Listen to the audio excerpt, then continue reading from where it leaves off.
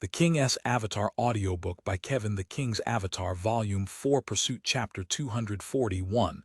The joke's gone too far. Zhang Xinji understood exactly how skilled Jiang Yu and the others were. As the most skilled players of tyrannical ambition, they might not be good enough to be pros, but they weren't so bad that they could be bullied by just anyone. But right now, the four were struggling in the river of lava. They were pretty much being toyed with by their opponents. They were trying their hardest too. Who knew how many times they'd already tried jumping up? The four tried gathering together, separating, diversion tactics, hiding and then popping out, etc. They tried everything, but nothing worked. Their opponents' defenses were impenetrable. Their opponents wanted to wait for them to burn themselves to death in this river of lava. Their health slowly burned away. And as for Zhang Xinji, after leading them through several failed attempts, all he could do was run around. Seeing this, the four players understood that even Zhang Xinji was at wit's end. Seeing that Zhang Xinji was still healing them, even though the four players were already exhausted, all they could do was continue trying to escape. "Run! Run far, far away!" Jiang Yu shouted. One on each side, the sharpshooter and blade master ran along the banks as far as they could. This was already their final gamble. By splitting far apart, they would leave the cleric's healing range, and then there would be no way of coordinating with each other whatsoever. Without the healing from the cleric, they would eventually be burned to death. However, besides this, what other method was left? Zhang Xinji bitterly laughed. He originally wanted to say something, but he stopped himself. Jiang Yu's method truly was stupid. Their opponents had experts and were superior to them in 1v1 scenarios. What Jiang Yu was doing was playing to their opponents' strengths and their weaknesses. But since the situation was already like this, and Jiang Yu and the others were still trying hard, it wouldn't be a good idea to stop them. And thus, Zhang Xinji didn't say anything. He continued to heal the members that were in range. Facing the unspecialized Lord Grimm, who could be both close range and long range, he was finally able to witness the ever-changing thousand-chance umbrella. The two players were gradually getting farther and farther away, and their opponents also had two players follow them, cleansing mist and flowing tree. Everything was as Zhang Xinji expected. This type of tactic hadn't brought anything good to the table. The blade master and sharpshooter were still being suppressed by cleansing mist and flowing tree just like before. Zhang Xinji sighed. He already knew the battle was already over. Cleansing mist's bullets fired and the sharpshooter died, the blade master closely following after. Crowd Lover and the striker were under endless nights healing, but they wouldn't be able to stay alive forever. "We've lost." Zhang Xinji typed the message into the public chat. "Ha ha, I agree," Ye Xiu replied. "Who are you?" Zhang Xinji asked. "Just as who you think I am, an expert," Ye Xiu said. Zhang Xinji was silent. Ye Xiu, Huang Xiaoshan, Suma Cheng. These three names had flashed by in his head long ago, but he was a cautious person. If he wasn't 100% certain, he wouldn't be able to easily come to a conclusion. If they really were these three, then Zhang Xinji had to admit that he had played the joke too far this time. Trying to beat those three with just Jiang Yu and the others was impossible. He had originally believed that the coordination and synergy between Jiang Yu and his team were their advantages. But in the Glory Pro scene, in the 7 completed seasons, Ye Xiu and Suma Cheng had won Best Partners 4 times. The 3 times that they hadn't won the award was because Suma Cheng had yet to enter the pro scene. Facing the two players with the greatest synergy in the entire pro scene, how could Jiang Yu and his team's synergy be an advantage? Hilarious. If it really was like this, then Zhang Xinji would feel very embarrassed, but he wouldn't be able to take back his assumption. He had intuitively felt that they were Ye Xiu and Suma Cheng, but he had no definitive proof. As for that flowing tree, his playing completely exposed his god-level skill, but once he got on stage, he quieted down. Before, the report said that he was very talkative, so why was he quiet now? Were they different people? Talking a lot wasn't his habit, but something he did on and off. Or maybe he really was Huang Xiaoshan, but he intentionally hid his specialty. Maybe he doesn't want to be exposed. He's afraid of being seen through. By me, speaking of this, do they know who I am? When Zhang Xinji thought, he didn't ignore any possibility. He thought while quietly watching Lord Grimm and the others. Crowd Lover and the Striker had already jumped out, but they were still burning. The two were silent, their current moods were obvious. If there's nothing you guys want to talk about, then let's leave, Ye Xiu said. Is that Ye Qiu's voice? Zhang Xinji tried hard to recall. Voice chat wasn't allowed in pro matches, so he wasn't very familiar with Ye Qiu's voice. Lord Grimm, Jiang Yu grinded his teeth. He really wanted to say some bad words. Are we going to meet up again at Line Canyon? Ye Xiu laughed. Jiang Yu really wanted to jump over the river and teach Lord Grimm a lesson, but he didn't move because he clearly knew that he would lose if he talked. You just wait, Jiang Yu threatened. Ha ha, I'll wait. You can come bet with me any time you'd like. I welcome you to try again, Ye Xiu said. Let's leave. Zhang Xinji left, and the system announced that Lord Grimm's side was the winner. Ha ha ha ha, Zhang Xinji is nothing. I can't help but say that he was too naive. To think he'd be able to block me. Did you see my beautiful swordplay? Huang Xiaoshan couldn't help but begin chattering once he saw that the other side had left. Yeah, not bad, Ye Xiu said. Not bad, FCK, let me tell you. At that time, the number of players who could do what I did can't be more than 10, Huang Xiaoshan said. I should be one of those 10, no? Ye Xiu asked. Of course. Then I don't understand why you're trying to brag. Let's see who'll win. I'll go and switch accounts, Huang Xiaoshan called. Your beautiful swordplay definitely aroused Zhang Xinji's suspicions, but with his personality, he won't come to a conclusion without solid evidence. If you log out of Flowing Tree and go onto Troubling Rain, are you trying to provide him proof? Ye Xiu asked. Huang Xiaoshan stared blankly. The assassin Zero Kills also stared blankly. Seeing the large list of items they had won from the info list made him thoroughly stunned. He hadn't noticed that this had been a match with bets. Let's all leave too, Ye Xiu said. Ah, that, Zero Kills muttered. He wanted to ask what all those items were about and whether it was split between members. Thanks, brother, I'll gift you this. Ye Xiu prompted a trade with Zero Kills. Zero Kills accepted and looked. The other side had unexpectedly put up a level 30 purple twin-tailed swords. Zero Kills happily accepted it. He hadn't done anything in the match and won a purple weapon. Was such good luck even possible? Zero Kills hadn't yet fully thought it through yet. When the others left the King's Avatar Volume 4 Pursuit Chapter 242, My Mistake Tyrannical Ambitions work studio was extremely quiet. Even though there were only 3 players participating inside, the others had all been watching. As the guild leader, Jiang Yu felt somewhat lost after losing. The battle from the start to finish had simply gone too far from what he had expected. With Zhang Xinji's help, he thought that the conflict between tyrannical ambition and Lord Grimm in the 10th server would finally end. In the end, not only did the conflict not end, but the conflict escalated.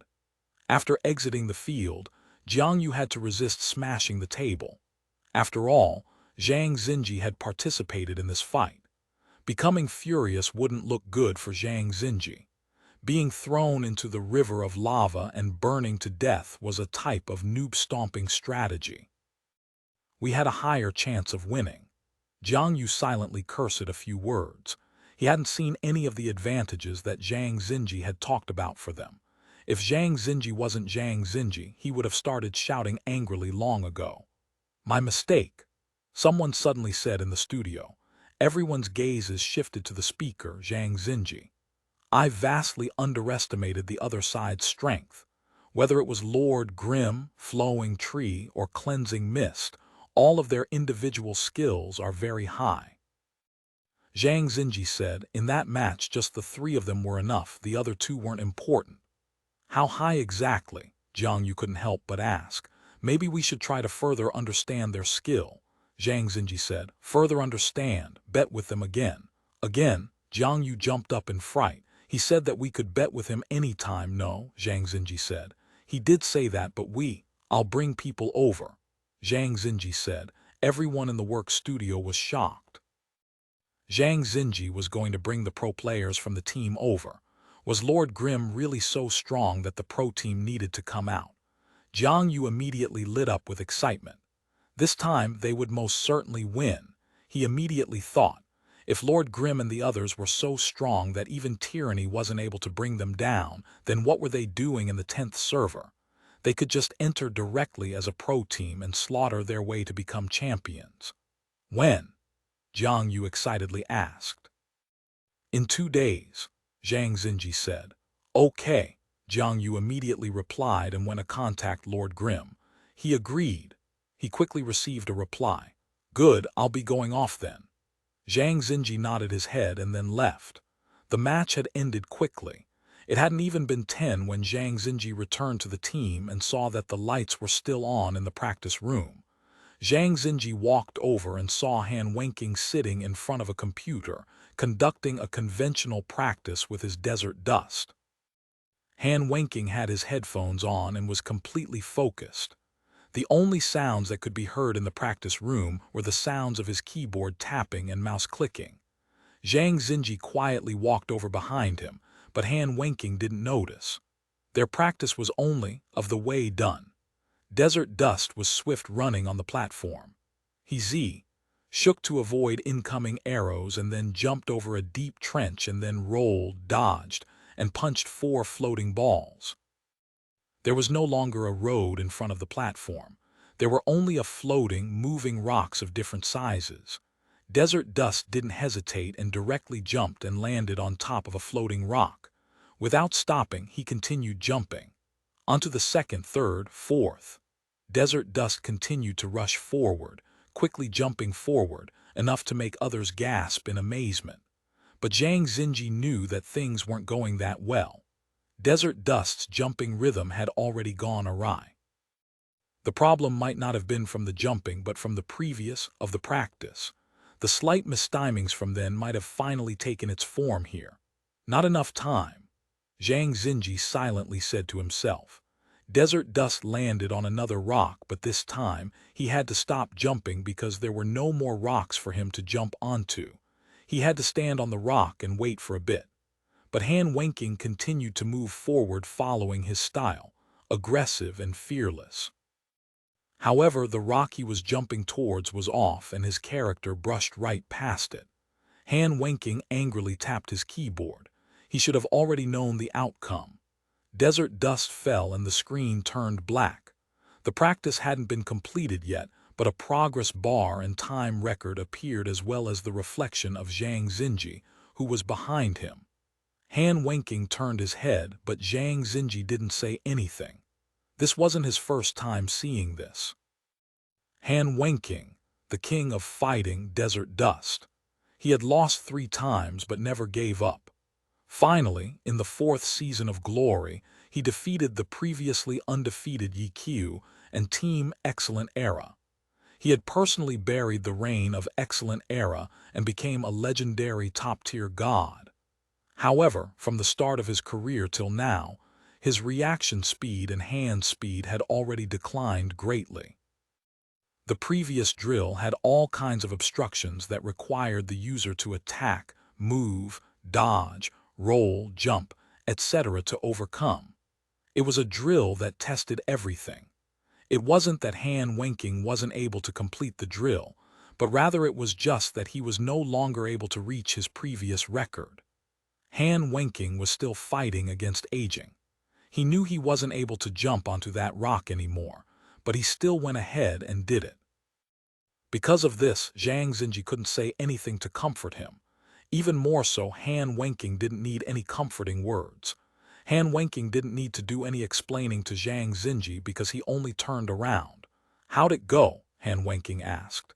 He knew what Zhang Xinji had gone to do in the afternoon. We lost, Zhang Xinji said. Lost? Han Wenqing's mood slid down. He might not be in the best condition of his career, but his stern eyes remained the same. The opponent's strength far exceeded my expectations. How strong? Pro-level, Zhang Xinji said. What a joke, pro-level players going to that server to play. I went too. Let me see the recording, Han Wenqing said. Zhang Xinji contacted Jiang Yu and had him send the recording. The recording began to play. There was nothing to look at on tyrannical ambition's side, so Han Wenqing put the camera directly onto their opponents and then saw 0 kills fall into the river of lava. What is this? How'd you guys lose to this type of opponent? Han Wenqing was clearly angry. That person can be ignored, Zhang Xinji said. Han Wenqing continued to watch. The fight in the middle of the river of lava unfolded. The movements and tactics of the two sides were all common knowledge for the experienced Han Wenqing. He watched up until Lord Grimm used aerial fire in midair to dodge the combined assault Zhang Xinji had put in order. Unspecialized. His speed is quite good, Han Wenqing said. Zhang Xinji knew that Han Wenqing was talking about Lord Grimm's reaction speed and hand speed. Han Wenqing rarely praised anyone, so his quite good remark was a very high appraisal. And then flowing trees sword slash. Han Wenqing even paused the video there and replayed it 3 times. Zhang Xinji didn't say anything. The most astonishing part of the battle occurred right here. This type of movement. Even Han Wenqing had no words. However, this was just a video recording. Even though this person was able to do this, how many times could he do it successfully? Was it real skill, or was it luck? The answer couldn't be found just from this. This movement truly was God-level, but to immediately view this player as a God-level player would be too careless. Zhang Xinji understood this, and Han Wenqing obviously did too, which was why he watched it 3 times before continuing. And then the 4 players were repeatedly thrown into the river of lava. The more Han Wenqing watched, the angrier he became. He closed the video. There was nothing else to see. The outcome was obvious. Forcing the 4 players to stay in the river of lava, there was nothing amazing that was needed to do that. Flowing Tree didn't say anything during the fight, but before it he was very talkative. What are you trying to say? Han Wenqing said. Zhang Xinji didn't definitively conclude anything. He just added, Lord Grimm's weapon is completely suitable to unspecialized characters. It's a weapon that allows the class to be viable. Cleansing Mist might not have done anything eye-catching, but you can see her extremely high-level knowledge of tactics and her ability to coordinate with the team, especially with Lord Grimm.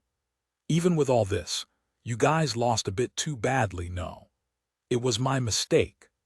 Zhang Xinji replied. The King's Avatar Volume 4 Pursuit Chapter 243 Rescuing Steamed Bun. Han Wenqing opened up the recording he had just closed. This time, the camera was focused on Lord Grimm. He fast-forwarded several places and only stopped to carefully look when Lord Grimm switched weapon forms. The camera could be moved freely and zoomed in. The different forms of Lord Grimm's 1000-chance umbrella were obvious at a glance. Unprecedented, Han Wenqing said. He had seen all kinds of weird equipment and play styles, but he had never even heard of a weapon like the 1000-chance umbrella. This type of weapon shouldn't have appeared in the new server. Jiang Yu discussed this with me. He had suspected that someone from a club was testing this silver weapon, but after seeing Lord Grimm's attitude in-game, it doesn't appear to be so. Zhang Xinji said. Then what do you think? Han Wenqing asked. I think we need to take another step in order to gather more information. Zhang Xinji said. You've already come to a conclusion, right? Han Wenqing said. Zhang Xinji didn't say anything. This weapon was clearly made for an unspecialized to use. However, possessing this type of weapon only resolves half of the problems that an unspecialized has. Besides having a strong character, the person controlling it must be skilled as well. Han Wenqing said, At present, who do you think is the most suitable for playing an unspecialized? Without a doubt, Yu Wenzhou. He's good overall, and even though his hand speed isn't that good, he should be more than good enough to support his team with this class. Han Wenqing said. Ah. Zhang Xinji was somewhat startled, but after thinking about it some more, he felt like it made sense. Flowing Tree was truly too similar to Huang Xiaoshan, so it wouldn't be surprising if he was with Yu Wenzhou. Testing the silver weapon could be one of Club Blue Rain's goals, but from the guild leader's reports, Lord Grimm is on every day for a very long time, and it doesn't seem like anyone is substituting in for him. Whether it was Yu Wenzhou or anyone in the alliance, no one had that kind of time on their hands. In reality, there's one other person. Zhang Xinji was unable to resist giving his uncertain conclusion. Are you saying Ye Xiu? Han Wenqing suddenly laughed coldly when he said this name. He's already been kicked out of the alliance. Why would he appear again? Ye Xiu's retirement made many fans surprised and sad, but Han Wenqing felt disdainful instead. Coward. This was the comment that Han Wenqing gave when news of Ye Xiu's retirement came. Zhang Xinji felt that, underneath the disdain, Han Wenqing was probably also hiding a bit of unwillingness and loneliness. Even though right now there were a few competitors who wouldn't lose to Ye Xiu right now, Ye Xiu was special. The number of times the two had fought was also a record in the Glory Alliance. What plan did you come up with? Han Wenqing continued to stay on task. I set up another appointment for a match. I was thinking about bringing a few team members to come over, Zhang Xinji said. Oh, what accounts do you have on hand? Han Wenqing asked. There's a striker. I can go and take a look, Han Wenqing said. His gaze continued to stay on Lord Grimm in the recording. Even though the most brilliant play had been enacted by Flowing Tree, Han Wenqing and Zhang Xinji's main focus was still on Lord Grimm's unspecialized.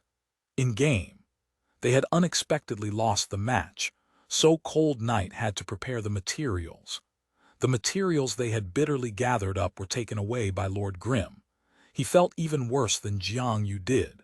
However, he was quickly told that Zhang Xinji was preparing to bring the pro team over, which brought his confidence back up.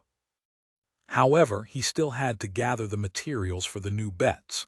Cold Knight sent players over to the market, while telling those running dungeons to gather up the materials. As a result, he didn't have time to waste on searching and pursuing Lord Grimm. Ye Xiu and Su Macheng were residing in a small town.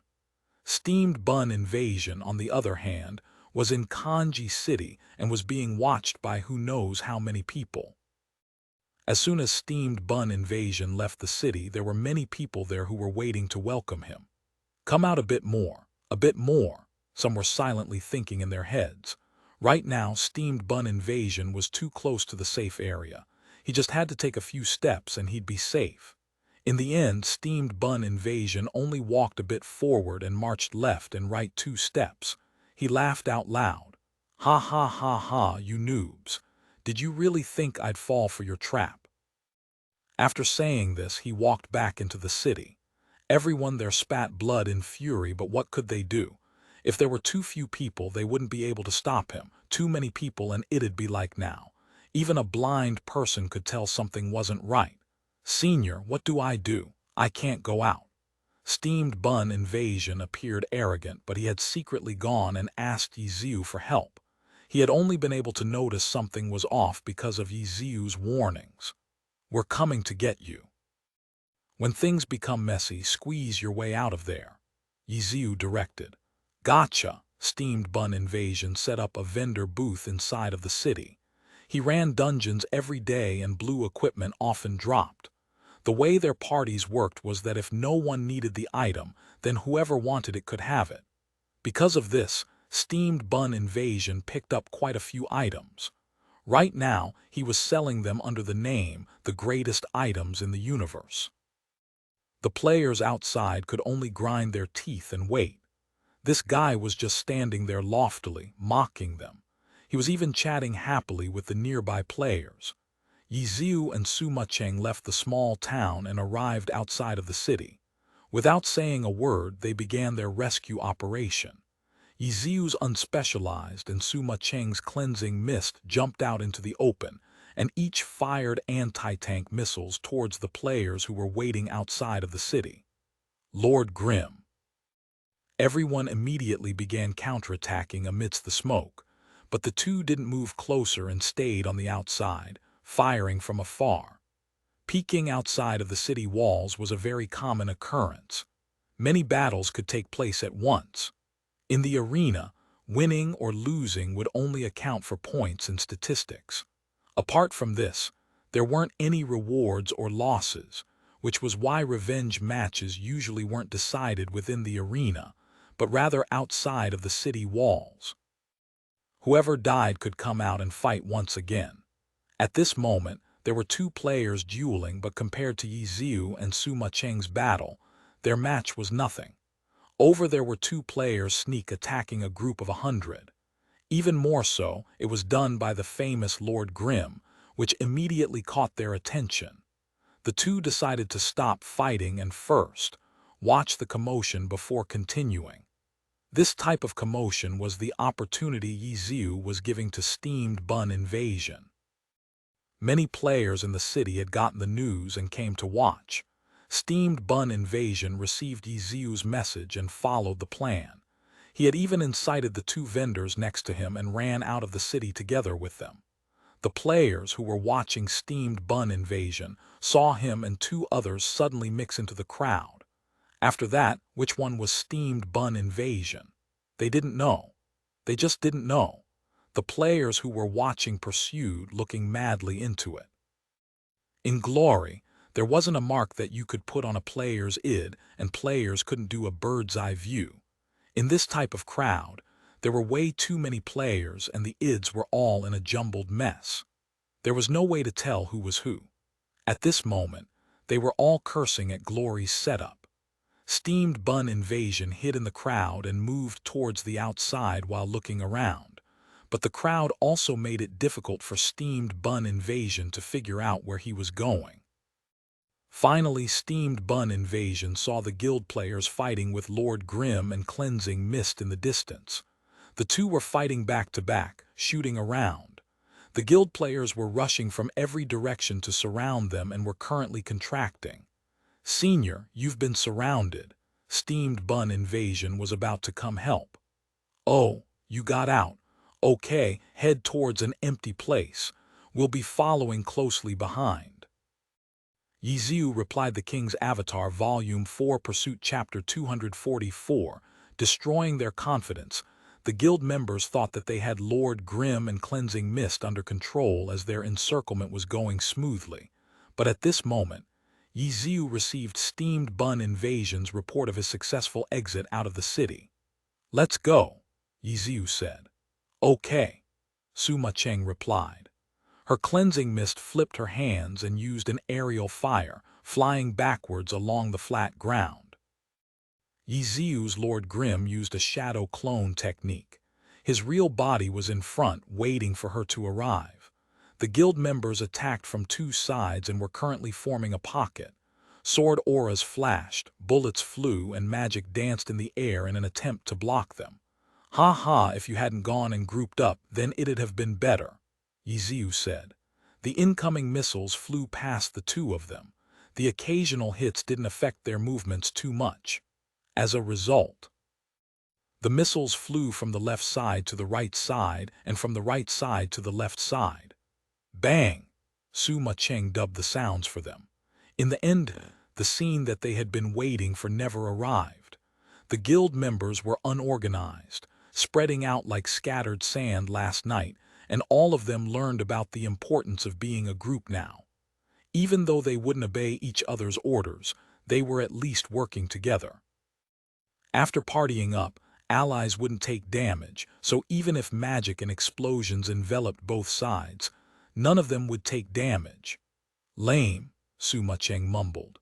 She turned her cannon and fired towards the players who attempted to block her.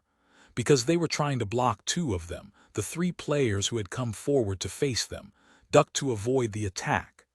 However, Lord Grimm rushed forward and blasted them away with a falling flower palm. The players on the left and right had been planning on doing a pincer attack, but one of them was grabbed and flung back with a back throw. The grabbed player was thrown down onto the ground, and by the time they returned to their positions, Lord Grim was already gone. There was a flash and cleansing mist chased after him with an aerial fire. Their aerial fires connected, and the two flew back some distance. To chase or not to chase? The guild members immediately began thinking. Should they silently return back to the city in shame, or should they clench their teeth and chase them non-stop? The orders quickly came. The final decision was to dispatch a few players to watch where they were going. Thus, a few players jumped out from the main army and chased after Lord Grim and Cleansing Mist. They wouldn't chase too closely. They weren't planning on fighting because they knew that fighting them would only result in their deaths. Find out where they were. That was the order their guilds had given them. They often knew where they were, but what was the point? The two showed up on their own. They came and then left, but their orders were still to pinpoint their locations. The players there didn't know how to describe their current feelings. Doing something over and over again was scary. Doing something that they didn't know if there would be any gain was even scarier. The guild members wished that it would end soon, but in reality, their wishes didn't come true. The players, who went to understand their whereabouts, followed Lord Grim and Cleansing Mist to a small village outside of Kanji City. Here, they saw the two meet up with Steamed Bun Invasion. They immediately reported the news, and the guilds would revise their strategy according to the news. But before they were able to come up with a plan, Lord Grim's group took the initiative. In the small village, the players were killed by an evil trick while searching for Lord Grim. Ye Xiu's group had hidden themselves and then ambushed them when they got into their range. Lord Grim's whereabouts were once again unknown. Reports of their whereabouts had been sent many times, but there was no progress among the guilds. This truly did make them unhappy and exhausted. Reports from Line Canyon said that Lord Grim's group had appeared.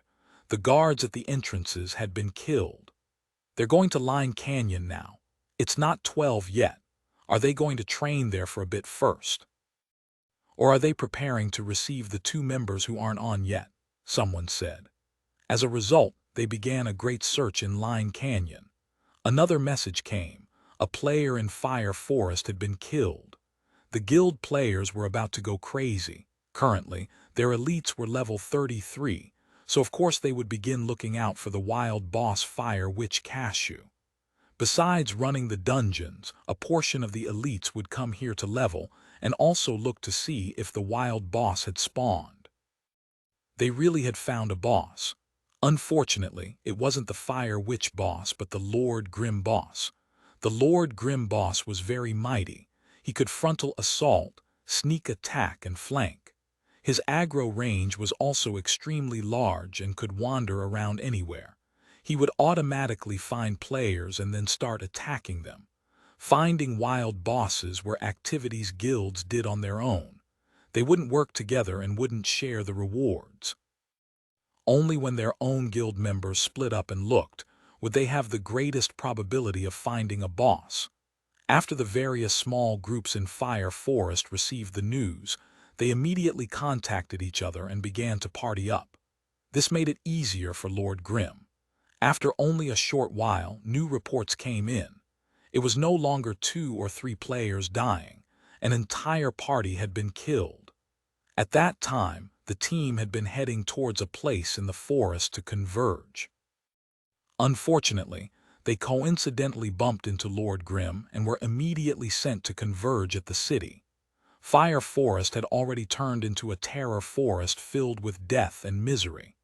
In this type of place, fleeing is the best option. The elites began to evacuate from the forest. They were the future of their guilds and were delicate flowers that their guilds had worked hard to cultivate. They couldn't let themselves be ravaged by Lord Grim. The big guilds dispatched their troops in preparation for storming Fire Forest. In all of their gaming experiences, they had never encountered an opponent like Lord Grim. As guilds, they would often say, "If we see you, you're dead," to threaten others, but for their current opponents, they were the ones dying. Headaches. Besides headaches, there were only more headaches. From yesterday until now, they had killed Soft Mist twice and Steamed Bun Invasion once, which comforted them a little, but compared to the sacrifices of their elites, their achievements were unable to close their injuries. If these casualties hadn't happened, then they wouldn't have been so bitter. They might even be happy. Look, even though we haven't killed Lord Grimm, our running around has controlled their movements and their leveling speed has slowed. Our goal has been achieved. This was true to a certain extent. The leveling speed of Ye Xiu's group couldn't compare to their previous speed. Their movements were being limited. What usually took them 10 minutes now took them 20 or maybe even more time. This was why Ye Xiu chose to actively hunt them down. They couldn't kill everyone, but they could hurt these guilds' confidence and determination. Because, in reality, all the guilds were still each other's enemies. Those who hadn't provoked him wouldn't be touched. Ye Xiu would only attack the ones who were causing trouble. These elites would be dropping in levels, while the other guilds were still leveling up because they hadn't participated in this movement. These guilds' casualties made them feel very unhappy about those other guilds who weren't participating. Because of this, these guilds would begin to worry about their own development. Could they continue chasing after them like this with confidence? The King's Avatar, Volume 4, Pursuit, Chapter 245. A hidden agenda. The several guilds held hesitation and doubt in their hearts. They still continued with their actions. Over 100 players had already stormed into Fire Forest. Maps in Glory were huge. 100 players sounded like a lot, but such an amount wouldn't nearly be enough to cover the entire leveling area. They didn't dare to underestimate Lord Grimm's group. When the more than 100 players rushed in, they formed parties of 3 to 5, keeping close to each other. If they met Lord Grimm, they could easily group together. Only after forming this type of arrangement did they feel safe enough to begin looking around Fire Forest for movements. None of them were new to the game. All of the players that had been leveling in Fire Forest originally were undoubtedly the 10th server's top players. These type of characters were practically raised by the guilds. Seeing that these other players were focused on leveling, the pursuers bitterly looked at them in envy. At the same time, they were very unhappy that these guild members were just sitting there and enjoying the fruits of their hard work. Where's Lord Grimm? The pursuers hadn't found Lord Grimm's whereabouts and were grumbling left and right at their teammates. We haven't found him, but at least that means that he's trying to hide from us and doesn't feel safe leveling. Our goal has been reached in the end, no, Chen Yehui said to pacify everyone's worried feelings. He himself wasn't worried at all. This was the type of situation that he wanted to see. He even had thoughts of singing a song to honor the scene in front of him. The big guilds all suffered some damage and Ye Xiu's progress had been slowed. These 2 wins were too perfect for him. There isn't even a place for him to level safely. What is he trying to accomplish by staying online? He might as well just log out, someone said. If Lord Grimm went offline, they wouldn't have to work as hard and could happily level up. But this guy refused to leave, forcing them to keep on searching and asking for his whereabouts. Let's not waste our time. We should fight monsters while looking, someone suggested. As a result, the over 100 soldiers hunted down goblins together in Fire Forest. However, with so many players, each player only got a handful of experience. And as for Ye Xiu's group, they were still in Fire Forest. Fire Forest's terrain was perfect for hiding, and Ye Xiu had been thinking of using the terrain to hunt down these over 100 players. But after seeing their formation, he knew that hunting them down was too unrealistic. They were still a group of veterans. Now that they understood his skill level, they wouldn't leave an opening for him to use. Should we leave? Sima Cheng asked. There's no hurry, Ye Xiu said while attacking nearby monsters. With only 3 players in their party, the amount of experience gained from killing monsters was normal, so their efficiency was much higher than that of the 100-player army. The three fought while moving. They were neither too far nor too close to the army. They were maintaining a distance that wouldn't expose them, but also let them observe their advances from time to time. After seeing the enemies out of the corner of his eyes, figuring out how much time it would take for the enemies to notice them wasn't difficult for Ye Xiu. This was also the reason why he was so good at escaping from pursuers. And just like this, they toured around Fire Forest. The army, however, forced them to take a detour at times. "Do you have some sort of plan in mind?" Sima Cheng asked Ye Xiu. "I want to see if the Fire Witch is here." "It shouldn't be up yet, no." "Yeah, but it should be soon," Ye Xiu said. Wild boss kills could be looked up on the leaderboards. Currently, the Fire Witch had last been killed by them a few days ago. The current elites of the big guilds entered the level 33 range and were already coming to the Fire Forest to level. A second kill hadn't been recorded yet, which meant that the Fire Witch Cashew hadn't respawned since her last death. Bosses spawned 3 times every week. It was possible that one wouldn't spawn for 4 or 5 days, but it was relatively rare. However, as long as the boss hadn't been killed 3 times in a week, it would definitely respawn. This meant that today, on the last day of the week, even if it was on the last second, it had to spawn for its second or third time. Of course, if it hadn't been killed before, then another one wouldn't just spawn. At this moment, it was already nighttime on Sunday. Since the Fire Witch Cashew hadn't spawned for so many days, it would have to spawn sometime soon. The three continued to level while looking around. Besides this, Ye Xiu paid close attention to those other players who were leveling as well. Their efforts hadn't been wasted. Ye Xiu finally noticed something. "Over here." Ye Xiu suddenly turned. "What is it?" "Follow those 2 players," Ye Xiu said.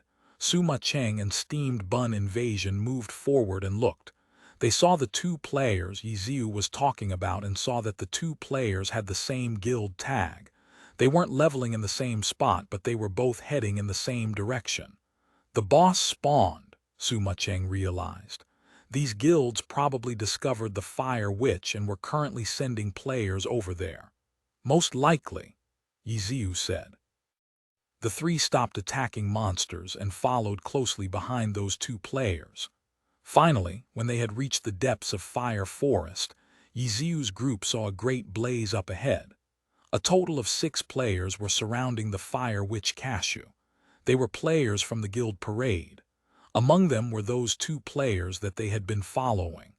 Parade was also one of the clubs in the Glory Alliance.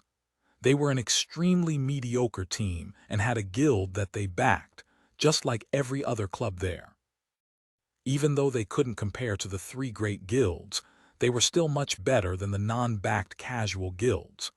After all, every team had a loyal fanbase. When these fans chose a guild, many of them chose the club that they supported. Normal guilds didn't have this type of advantage. Steamed Bun Invasion looked and felt somewhat familiar with this type of situation. He immediately began chattering. "I know. When they're about to kill the boss, we jump out, kill them, and then the boss will be ours." "Ha ha ha ha. Ha ha, you learned so quickly," Ye Xiu said. "Of course," Steamed Bun Invasion gleefully commented. "But we won't be doing that this time." "What? This time we'll be true spectators," Ye Xiu said. "Oh, you 2 go and hide well, I'm going to take a look around," Ye Xiu said. Lord Grim left them. Not long after, they heard shouts from within the woods. "It's Lord Grim, he's over here." The forest began to liven up as more and more sounds of footsteps crushing leaves and branches could be heard. Lord Grim's figure quickly appeared in front of Sima Cheng and Steamed Bun Invasion's line of sight. "Hurry, hide," Ye Xiu ordered. The team, who was fighting the boss, had already increased to 8 players now. However, they had noticed the situation. The sounds of footsteps meant that there were a lot of players heading towards them. The 8 players immediately began panicking. They had only just started attacking the boss. How'd they get found so easily? It was already too late to drive the boss away. Not long after, players began popping up. When these players arrived, they looked on in astonishment. "The Fire Witch!" Countless cries that were filled with astonishment were shouted out. It had been too unexpected. Everyone's attention turned to here. Where'd Lord Grim go? No one cared. Troops continued to arrive. They had originally planned on surrounding Lord Grim, but now they switched their targets to the Fire Witch Cashew as well as those 8 Parade Guild members, who were attacking her. The King's Avatar Volume 4 Pursuit, Chapter 246. Seems like we don't need to. The expressions of Parade's players immediately changed. Where did all these hungry wolves come from? Why were there so many of them? The 8 players continued to fight the Fire Witch, but also split some of their attention to observe the incoming players. None of them wore their guild tags. However, aside from large guilds, who else could gather so many players at one spot? They were able to quickly figure out the answer from this. They were those guild members who were chasing Lord Grim. The other side had an advantage in numbers, and all of their guilds were more powerful than their parade. The 8 players immediately felt a wave of depression wash over them. It hadn't been easy being the first group to find the boss, but they had been discovered too quickly. They're from Parade. The 100 players that had gathered together began talking with one another. When Parade's name was mentioned, most of them carried a hint of disdain. Whether it was in the alliance or in the game, Parade wasn't considered a strong opponent to them. "Ha ha, this boss." Some were talking with the players next to them, when suddenly they realized that something wasn't quite right. There was a change in the 100 players there. They quickly began moving into formation and split into 7 groups. 7 groups, 7 guilds. Currently, these 7 guilds were no longer an alliance, but were now opponents.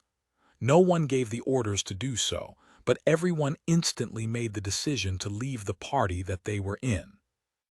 Each of the guilds made their own respective parties and kept their distance from the other guilds. They began calculating their opponent's strength as well. Every time they fought over a wild boss, the damage dealt by other players was far greater than the damage the boss would deal. This was an indisputable reality. In the old server, wild bosses were only killed by max-level characters. A level 36 Fire Witch Cashew versus level 70 players wouldn't even be considered a fight. However, even then, there would always be large amounts of casualties. The killers were all players from other guilds. In the Heavenly Domain, those extremely difficult wild bosses were originally created as a challenge for players. In addition to this, there would also be the fights between guilds. In these types of battles, many of the players would even die several times. Even though only max-level players would enter the Heavenly Domain, there were still leveling areas, monsters to gain experience from, and quests for experience too. These places were never empty either. This was because there were more intense battles in the Heavenly Domain, so there were more deaths and more experience losses. After quickly measuring one another's strength, they found that the 2 guilds that were relatively weaker were unexpectedly Tyrannical Ambition and Herb Garden of the 3 great guilds. These 2 guilds had the fewest number of players. Everyone was turning their heads non-stop, sizing up one another. The chats in each of the guilds were bustling with noise. Should they move out or not? Right now they understood one another's strengths well, but every guild would send out a message to their members asking for help. Help would arrive at different times, and the tides could change depending on how much help came. Ye Xiu was thinking a bit differently, though. He had a weird feeling. Even though he also wanted to steal the boss, he didn't want to have a fight with these guilds right now. Someone was already thinking of moving out, but Excellent Dynasty's Ye Xiu suddenly said first. "Everyone, for us to so coincidentally meet a wild boss, it means that the boss will definitely be killed. But if the battle is too fierce, then continuing our future alliance will be a bit difficult. No. What I'm saying is that this time, would it be possible for us to do things more peacefully?" We'll only attack the boss and, as according to the system, whichever side does the most damage will get the boss. This wasn't the first time such an event had occurred in the history of the game. In the past, there were successes, but there were also failures. However, the proposal that Chen Yehui put out this time was sincere. Under their special alliance, he truly didn't want the 7 guilds to fight with one another. The other guilds hadn't yet responded when Parade's 8 players took the initiative. They weren't stupid. They knew that the Fire Witch wouldn't fall under their hands, so why bother fighting her? The obvious choice was to run. They no longer cared if the boss lived or died. The 8 players decided quickly and their movements were swift. They turned around and directly fled.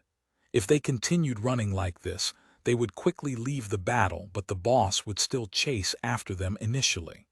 How could these 100 players let the boss just leave? The 100 players immediately surrounded her. The battle began and all sorts of attacks flew towards the Fire Witch. But the boss only had so much space around her, and not every hit would successfully connect. As a result, the first thing that had to be done when stealing a boss was to first fight for a good position. Who didn't know of this? The melee classes rushed towards the Fire Witch. The long-range classes found advantageous DPS positions, and the support classes tried their hardest to stick with their allies to provide support. In this instant, the Fire Witch was fully surrounded. Even though no one had clearly accepted Chen Yehui's suggestion, from the looks of it, it seemed like everyone had tacitly agreed to it. When they were fighting for positioning, none of them fought with each other. However, in the end, they had rushed too much. Their positionings were all over the place and it was still a bit of a mess. Whichever guild's elementalist, can you please stop using Blizzard? Some of the melee classes were shouting. Clearly, if an elementalist used Blizzard, other players would be caught up in it as well. Who fired that anti-tank missile? Someone else cursed. AI spells couldn't be controlled, but a gunner's firing could be. There were countless mistakes and countless shouts. The majority of the players were grouped around the Fire Witch. However, no matter how hard Chen Yehui tried to organize them, his voice couldn't be heard amidst the commotion. The Fire Witch's 2 arms suddenly opened and a fiery light glowed around her. "Meteor shower, hurry and interrupt her," someone hastily shouted. "Let me in." When the Fire Witch was in her super armor state, only grabs could interrupt her. But the grapplers were currently stuck on the outside of the circle. A battle mage quickly stabbed forward, piercing the Fire Witch's waist. The light was still there, but the Fire Witch was thrown up with a circle swing. The meteor shower was interrupted, but no one was content. "No," countless players cursed. When the battle mage threw the Fire Witch, the battle mage threw the boss into the crowd of players. Even worse, he had brought the Fire Witch into a different position. The players who had originally been surrounding the Fire Witch were suddenly on the sidelines. One of the players, who was flung to the sidelines, used a sword draw in rage and slashed at the battle mage's back. DMN. The battle mage stumbled and then returned with a dragon tooth, which connected with a different player. "You noob!" The person who was stabbed was a striker, who attacked back with a collapsing fist, sending the battle mage flying. While flying, the battle mage unfortunately crashed into a line of players. Curses resounded throughout the forest. The battlefield was already uncontrollable. Chen Yehui wanted to completely start over, but he had also been one of the players who was hit and was on the ground eating mud. All sorts of skills whistled around. Players who hadn't been able to hit the boss were all attacking now. Aside from their own guild members, everyone was an enemy. "Stop! Everyone stop! Stay calm!" Chen Yehui shouted.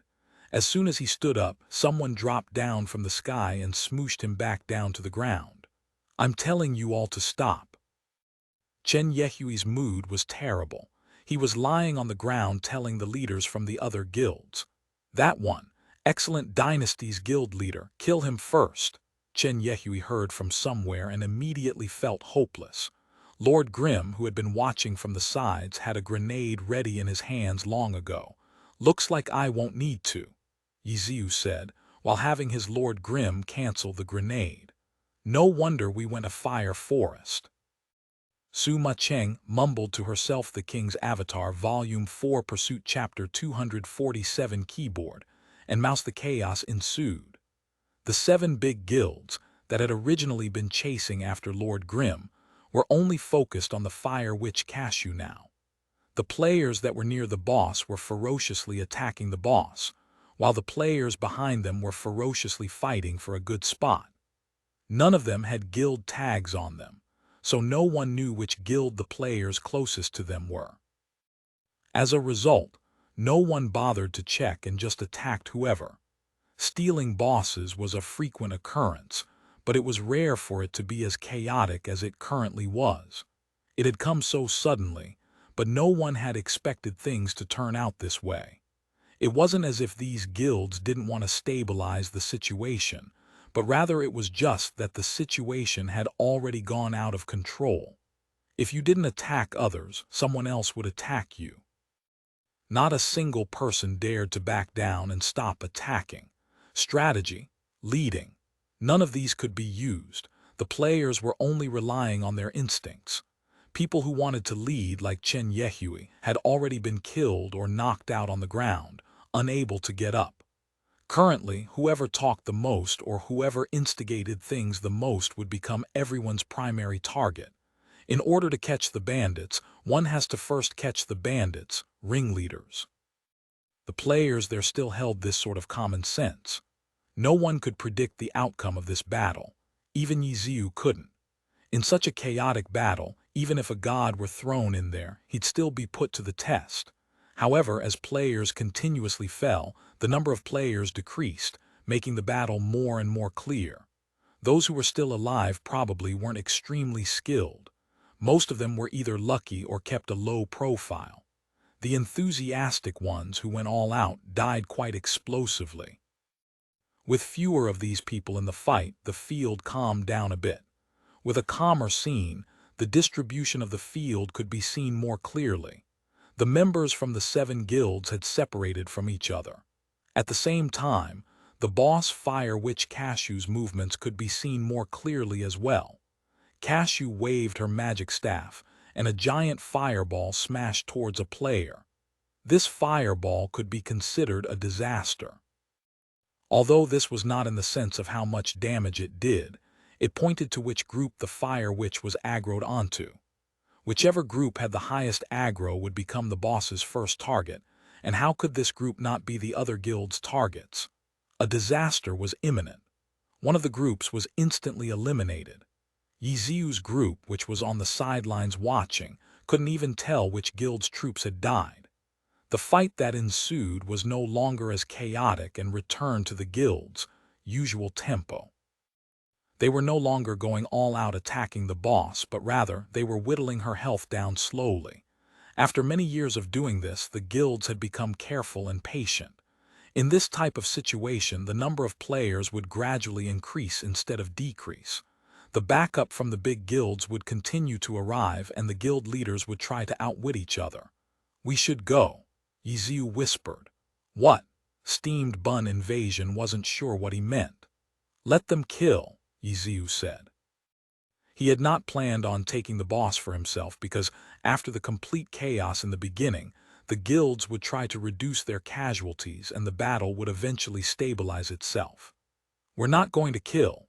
The innocent Steamed Bun Invasion had wanted to massacre all of them, which would then leave them with the boss. "They have too many people. We can't kill," Ye Xiu said.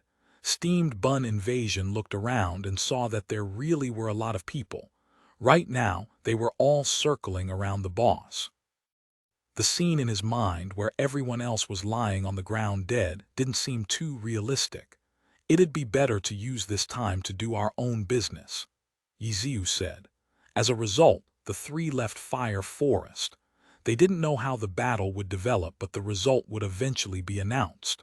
Sure enough, the 3 had temporarily been forgotten. When they arrived at Line Canyon, there weren't even any guards watching over the entrances. It was already 11. Ye Xiu temporarily logged out of the game to start his shift. At this moment, Chen Guo and Tang Ru finally returned with a bunch of shopping bags. "Come here and help us," Chen Guo called for Ye Xiu. Ye Xiu hastily went over to help them. He looked at the items stacked up in Chen Guo's arms and his eyes brightened. "Whoa, Blue Classic." "Oh, you know what's what," Chen Guo said. Ye Xiu smiled. Blue Classic was a type of professional gaming keyboard. It was the keyboard Ye Xiu had commonly used in the past. The keyboard and mouse that Chen Guo provided in the internet cafe weren't bad, but when compared to the Blue Classic, they couldn't be compared. "Seeing that you already know what's good, I'll give you one." Chen Guo indicated Ye Xiu to take one of the keyboards between her arms. "So nice." Ye Xiu saw that the two had brought a total of 3 keyboards back. There was a discount if you bought 3, so it was convenient to get one for you too. Chen Guo said, "So it was like that." Ye Xiu took the keyboard. "There's a mouse too." Chen Guo took out a box from her bag and handed it to Ye Xiu. "Whoa, what is it?"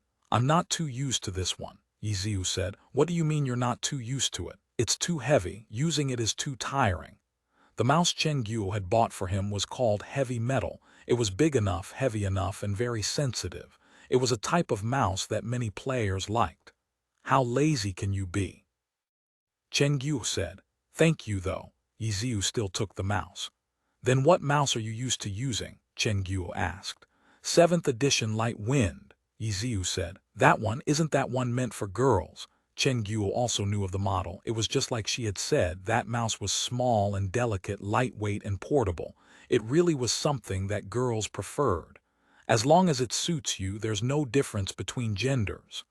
And at this moment, Chen Guo took out another mouse. It just so happened to be a 7th edition Light Wind. "Wow, what a coincidence. Let me switch with you." Ye Xiu took the Heavy Metal mouse and handed it over. "Get lost. Who's going to switch with you? This one suits you more." Ye Xiu recommended the Heavy Metal mouse to Chen Guo. "For players like you, whose mechanics aren't that good, this type of heavy mouse will help you increase your accuracy. You just keep on making things up." Chen Guo didn't believe him. "If you don't believe me, you can just try it yourself." Ye Xiu tried putting the Heavy Metal into Chen Guo's hands again. "Can I just plug the keyboard into the computer on the front desk?"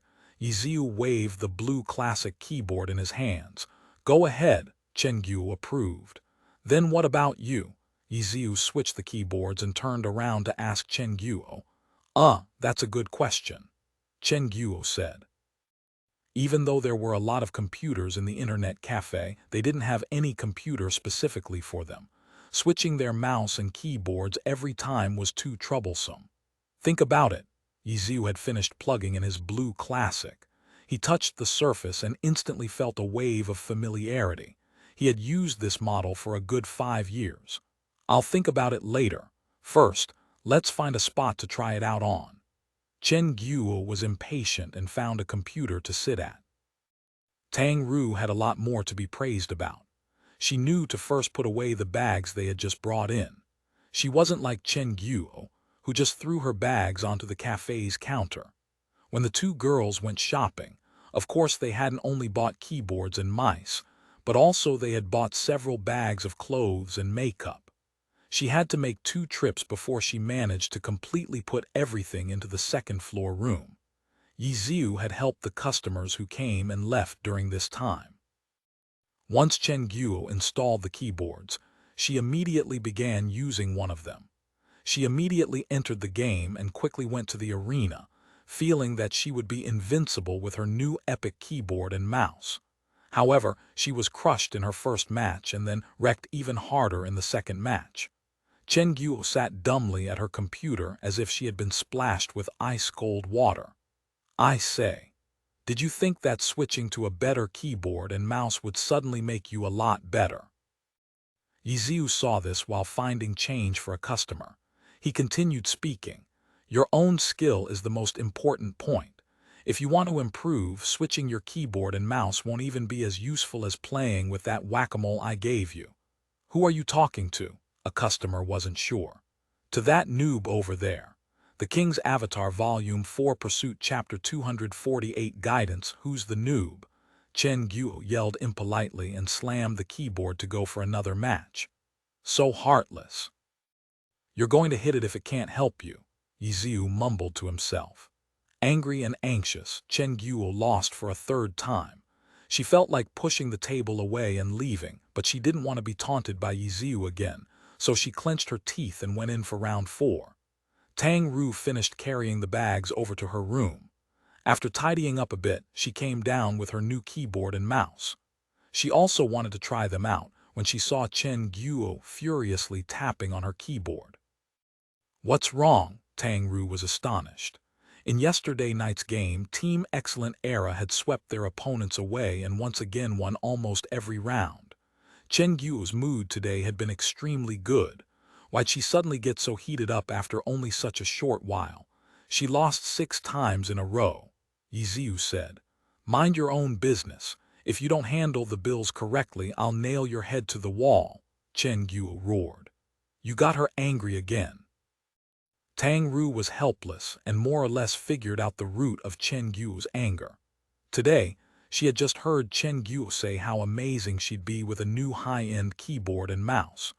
But when she returned, she was losing like this.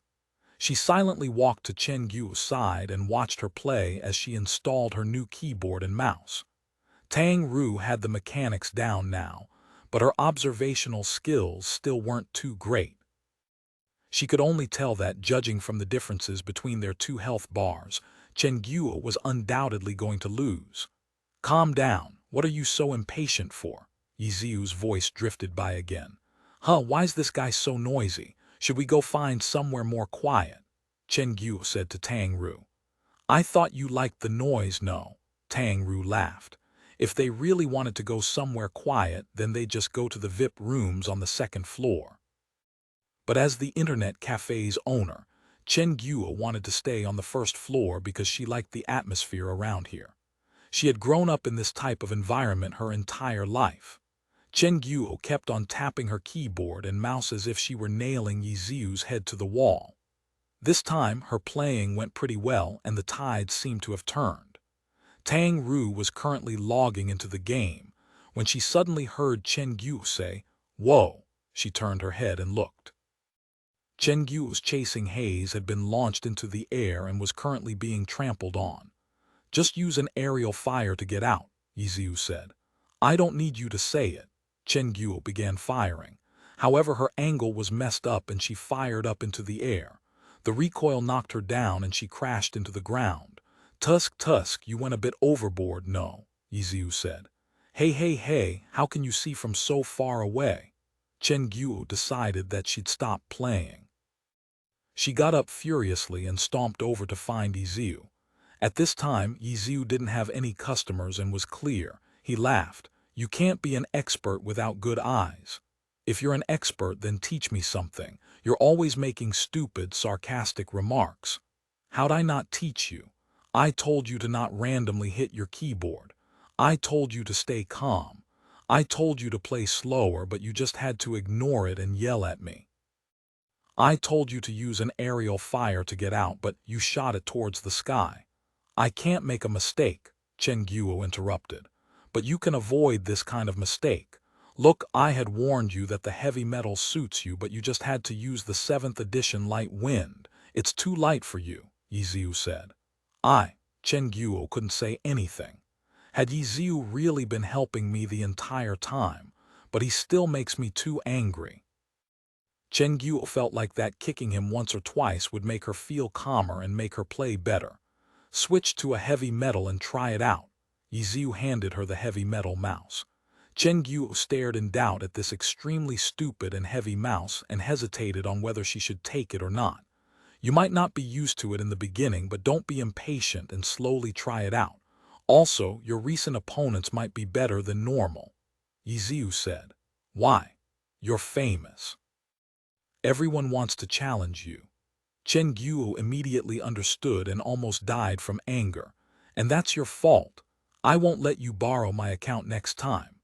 After Ye Xiu borrowed her account to instantly kill off Poplar Beach, Chasing Hayes's name became extremely famous.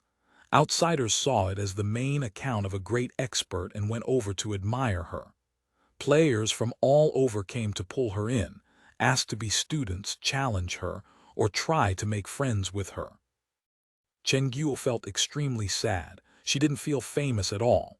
That guy just slapped his butt and ran while leaving her with this mess. How annoying. I was a bit inconsiderate at that time, and I feel like I should have played a bit more modestly so you wouldn't be so troubled, Ye Xiu said. It wasn't too much trouble. Chen Guo had a hard time accepting Ye Xiu's apology. But if you keep playing like this in the arena, then everyone will know the truth, right? Ye Xiu continued. Go die. Chen Guo grabbed the heavy metal mouse and left. She had been too naive to think that he had any sort of confession to make. I'll continue teaching you from afar, Ye Xiu yelled from behind Chen Guo. Tang Ru had been laughing on the side the entire time. So talkative, Chen Guo switched mice. She took the heavy metal and moved it twice. It was very heavy and would take some time to get used to. Even so, she started a new match. This time, she was more calm. Now that she was more focused, Chen Guo wasn't so bad. She wasn't top tier by any means, but she was at least at the skill level of Seven Fields' group. Plus, she had had this account for several years, so her equips were quite good, giving her the advantage in most cases.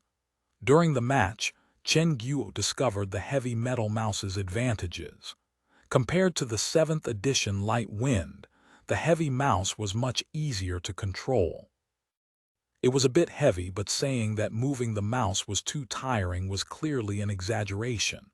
Is that guy lying or telling the truth? Chen Guo muttered. She was already quite satisfied with this mouse. The more she used it, the better her playing flowed. She finally won this round. HMPH, let's see what you have to say now. Chen Guo was delighted. She turned her head to look at the front desk and immediately turned furious. She had finally won a match, but that guy wasn't there. He was busy playing on his own computer. Chen Guo was sad. She couldn't just grab him and tell him to watch. She angrily entered to play another match. She glanced at Tang Ru's screen and saw that she was in the game too. What are you guys doing? Chen Guo asked Tang Ru. We played all day yesterday and our equipment's running out of durability. I'm going to get mine fixed, Tang Ru said. You're still being chased. I guess so. Ye Xiu told me to be careful. Where is he? Chen Guo asked. He just got online. We'll be dungeoning in a bit, Tang Ru said. Oh, Chen Guo replied and continued playing in the arena. Ye Xiu had gone offline for about half an hour. After coming back online, Cleansing Mist and Steamed Bun Invasion were no longer by his side. It still wasn't convenient for them to stay in one place for too long. Have they killed the Fire Witch yet?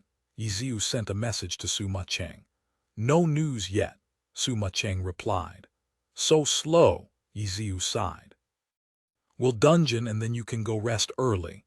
Everyone's here. Sima Cheng saw that Tang Ru's soft mist and Kaio Yifen's 1-inch ash were on. They need to fix their equipment. Ye Xiu replied. I hope they'll be able to finish doing that before they kill the boss and return. Sima Cheng said. Fire Forest isn't that far, but a lot of people will be coming from Kanji City after dying. Ye Xiu said. The three killed a few nearby monsters in Line Canyon while they waited for Tang Ru and Kaio Yifen to come. Finally, after a long time, a system announcement popped up. Fire Forest's Fire Witch Cashew had been killed by tyrannical ambition. Oh, not bad, Ye Xiu sent to Cold Knight. What'd it drop? What? Why should you care? Cold Knight replied. Depending on your pace, I want to give you a new updated list for the bet. Hell no. Cold Knight refused the King's Avatar Volume 4 Pursuit Chapter 249, Leave It to Nature. It wasn't easy for tyrannical ambition to take down the Fire Witch. None of the other guilds would let up, and they were all afraid of others taking the prize away. If not for the other guilds, killing off the Fire Witch would have been easy. In the beginning, no one had a huge advantage. Tyrannical ambition was actually on the worse end. However, when backup arrived, tyrannical ambition superiority emerged. Jiang Yu's group were upper-tier in mechanics and had vast amounts of experience. In comparison to non-pro players, they were the elite of the elites. Don't look at how they were nothing in Lord Grimm's eyes. Against normal players, the 5 players' confidence reignited. After a long and bitter battle, tyrannical ambition relied on these 5 to come out victorious. For tyrannical ambition, which had endured so much for the past few days, this victory could have made them feel much better. But right as they were celebrating, Lord Grimm shamelessly approached them, changed the list. Did he believe that they killed the boss for him? Cold Knight was very unhappy. Absolutely not. Cold Knight hated how he wasn't sharp enough. Really? Then that's too bad. Lord Grimm casually replied and then went silent. Cold Knight scratched the walls. What was with this guy's train of thought? He couldn't understand him. After killing the boss, the guild took a list of their casualties. They checked to see which opponents had taken them down and recorded their names. Many years of fighting with one another had made the guilds act less impulsively and more rationally. In situations where they had the absolute advantage, they absolutely wouldn't negotiate with you. However, in situations where their strengths were equal, they would find ways to get revenge in the future. Day after day, their list of enemies to enemies was in a mess. Today I'll kill your people. Tomorrow your people will kill my people. The cycle will never end. Right now the guilds were calm, or at least they appeared calm on the outside.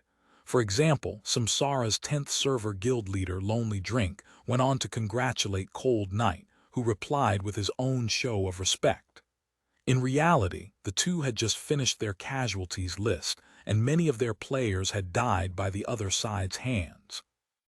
This was the old players' way of conducting business. Only new players would become hostile and begin enacting revenge at this moment. Chen Yehui had rushed back after dying.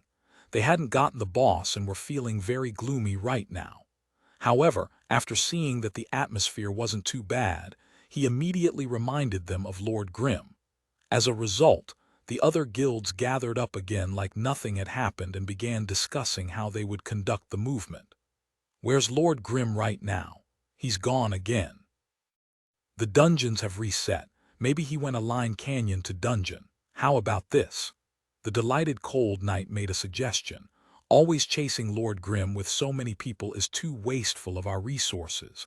Why don't we all just go and do our own thing for now? As soon as any one of us find him, we'll send each other messages and we'll gather again. Cold Knight was trying to work half-heartedly. Their pro team was about to come out. How were they unable to take down Lord Grimm? This was why he was too lazy to participate. He just wanted to find a reason to leave. As for the other guilds, Cold Knight's suggestion was pleasant to hear. Whether it was guarding the Line Canyon entrances or guarding the city entrances, it was incredibly tiring. It wasn't fun to play like this. They had originally thought that stalling Lord Grimm would have been a small matter. Who would have imagined that, even with so many people after him, there would be such minuscule results to show for it? Their own progress had taken a hit. It had been an unsuccessful plan and it wasn't worth continuing. When Cold Knight's suggestion came out, the crowd all applauded and immediately showed their support. However, there were 2 voices of opposition. One was Chen Yehui. He had other motives. How could he let the guilds reduce the amount of resources they were putting into this? The other was, unexpectedly, Herb Garden's Plantago Seed. Herb Garden's attitude had been unorganized and easygoing the entire time. Chen Yehui felt that his current actions were a bit suspicious. Seeing Herb Garden's attitude, it was very possible that Herb Garden was thinking the same thing he was. They hoped that Lord Grimm would make both sides suffer. However, from this point of view, how could they know that both sides would suffer? This meant that Herb Garden must know that Lord Grimm was the god-level player Ye Xiu. How could he have known this? Chen Yehui wasn't sure. Everyone, Lord Grimm is our biggest enemy right now. Putting in our resources to fight him is just a temporary movement. After all this, our development in the 10th server will go unobstructed. Plantago Seed was trying to persuade the people. "Ha ha, you're correct, brother. We're not backing out. We're only slightly changing our means of doing things. Right now, we're placing too much importance on Lord Grimm. He's been leading us by the nose. Lord Grimm exposed himself just recently, but we still weren't able to catch him. The guards at the entrance have found him, but what was the use of that? So from the looks of it, we should just let nature take its course for now. With our eyes everywhere, we just need to gather together from time to time to give some trouble to Lord Grimm. It'll be enough to stop him from going to places with too many players, and he'll have to duck and hide every time he hunts down monsters, does quests, or goes dungeoning. Most of his time will be wasted from doing this. The time will add up and our goal will have been reached."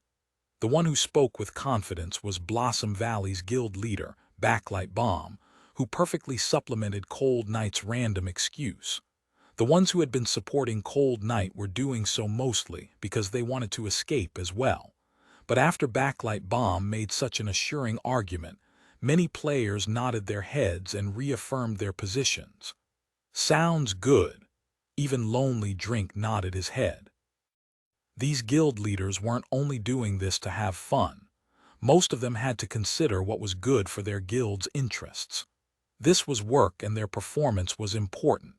And thus, Cold Knight and Plantago Seed had no way of persuading the masses. They looked at one another and had no other choice but to oblige.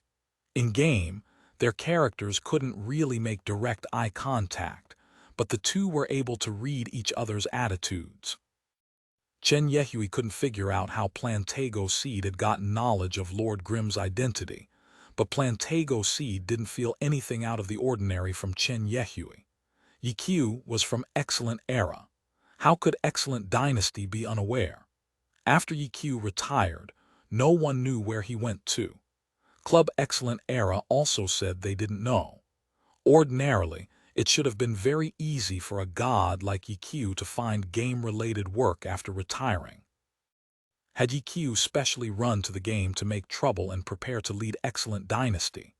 Plantago Seed had made many guesses after knowing Lord Grimm's identity. He thought that this was the most likely case. Okay, then from now on, we'll be a bit more natural with carrying out our measures against Lord Grimm. Backlight Bomb continued. It's very likely that Lord Grimm is in Line Canyon right now, and a lot of us will be heading to Dungeon 2, so we'll go see if we can find Lord Grimm's whereabouts. If we find him, then we'll immediately report it. That's the way it should be. Someone replied the King's Avatar Volume 4 Pursuit. Thank you for listening to the story on KevinAudio.com. The situation isn't clear. The guilds decided on this plan and then dispersed. The majority of them headed towards Line Canyon. At Line Canyon, Ye Xiu easily found Tang Ru and Kaio Yifen and proceeded to dungeon as well. The players from those 7 guilds wanted to bump into Ye Xiu's group, but the only time that would happen was during the moment they exited and re-entered the dungeon. Some luck would be needed. The guilds now had a new plan. They only needed to watch out for any signs of Lord Grimm. The night passed by gently and there wasn't much pressure on them. As for Ye Xiu's side, they didn't know that their opponent's plans had changed. They continued with their careful and roundabout routes. Tang Ru hoped that they would meet a few players that they could kill, but she was left disappointed that night. Every time they left the dungeon, nothing ever happened, and even after going around in a circle to switch entrances, nothing happened and they easily re-entered the dungeon. Backlight Bomb's prediction had been correct. Under this type of situation, as long as they kept up the pressure on Ye Xiu would waste time taking detours. The amount of time would add up and their leveling speed would slow down. After finishing their 3 runs, they had spent around an hour more than they normally would have spent. Suma Cheng and Kaio Yifen logged off, while Ye Xiu, Tang Ru, and Steamed Bun Invasion continued on with their detours. No one followed them and no bosses appeared. After learning about the advantages of the heavy metal mouse, the number of matches Chen Guo won grew higher and higher. She was currently violating her rules of work and rest, and refused to leave the computer. The only thing that made her unhappy was the fact that there would sometimes be people who would ask her for advice because they thought she was that great expert from before. It was getting late and Chen Guo wasn't able to continue. She had yawned countless times, and after almost falling asleep in one match, she finally decided to stop and go to sleep. She put away her new keyboard and mouse and temporarily stowed them away at the front desk. "Since your advice wasn't bad, I'll gift you this mouse." After stowing them away, she handed her extra 7th edition Light Wind to Ye Xiu. She waved good night a few times and then went over to her room to sleep. "What are we going to do now?" Ye Xiu heard Tang Ru ask. "Level up. Let's hurry and level up. That's the most effective way of fighting back against these guilds," Ye Xiu said. Fighting back and forth wasn't very exciting for Ye Xiu's group and didn't benefit them in any way. On the contrary, these types of fights wasted a lot of their time. He didn't want to fall for such a mistake. This reasoning was similar to what Liu Hao had realized after wasting his time fighting with Ye Xiu. Ye Xiu wouldn't be troubled so easily. After teaching the big guilds a lesson, he wouldn't continue to tangle with them. "Then are we going to desolate land?" Tang Ru asked. In terms of efficiency, running dungeons was much faster than killing monsters in leveling areas. However, desolate land couldn't compare to Line Canyon. There would be a lot of players over there, so it wouldn't be convenient to go there right now. In the end, the three left Line Canyon and ran to Fire Forest. The day passed by like this. Ye Xiu gradually began to realize that the guilds had changed their strategy. They had suffered sneak attacks 3 times, but it looked like the attack had been made on the spot. 2 of them had been towards Lord Grimm, which Ye Xiu easily escaped from, while the other attack was against Steamed Bun Invasion, in which they succeeded and sent Steamed Bun Invasion back to the city. Fortunately, they had changed their respawn points to Bull's Town. If not, then it would have been troublesome to leave Kanji City again. Hearing of the news, Ye Xiu could only comfort Steamed Bun Invasion. Steamed Bun Invasion said that he had been through a lot worse. Dying once or twice was just a small matter and not worth mentioning. Not worth mentioning. Then who had been the one to immediately report his death when he came online? That's what I was worried about. Ye Xiu didn't say it, but he silently sighed in his heart. The other side was no longer intent on chasing them down forever, but they would continue to put pressure on them. Ye Xiu had no way of knowing when the other side would suddenly surround and kill them, so their only choice was to stay on the safer side. At this moment, the other side was safely leveling up, but Ye Xiu's group didn't have that sort of luxury. The other guilds could put in 20% of the effort into chasing them, but Ye Xiu had to stay on alert 100% of the time. If not, then they'd end up like Steamed Bun Invasion and be killed off. "What do you think of killing them every time we see one of them?" Steamed Bun Invasion suggested. "If we got experience from killing them, then I'd have strongly recommended it already." Ye Xiu replied. "We should set another record to take revenge," Tang Ru proposed. Ye Xiu didn't agree. Right now, everyone else was at a roadblock in Line Canyon. The level 33 players were about to hit level 34, and there still wasn't any final result in Line Canyon. Records were still being set, but it would only be improved by a minuscule amount each time. Even though they currently held the record, the other guilds were very close. Lord Grimm's team was only faster than the second place, Tyrannical Ambition, by 2 seconds. The third place, Herb Garden, was only 4 seconds behind. Their record could be overtaken at any time.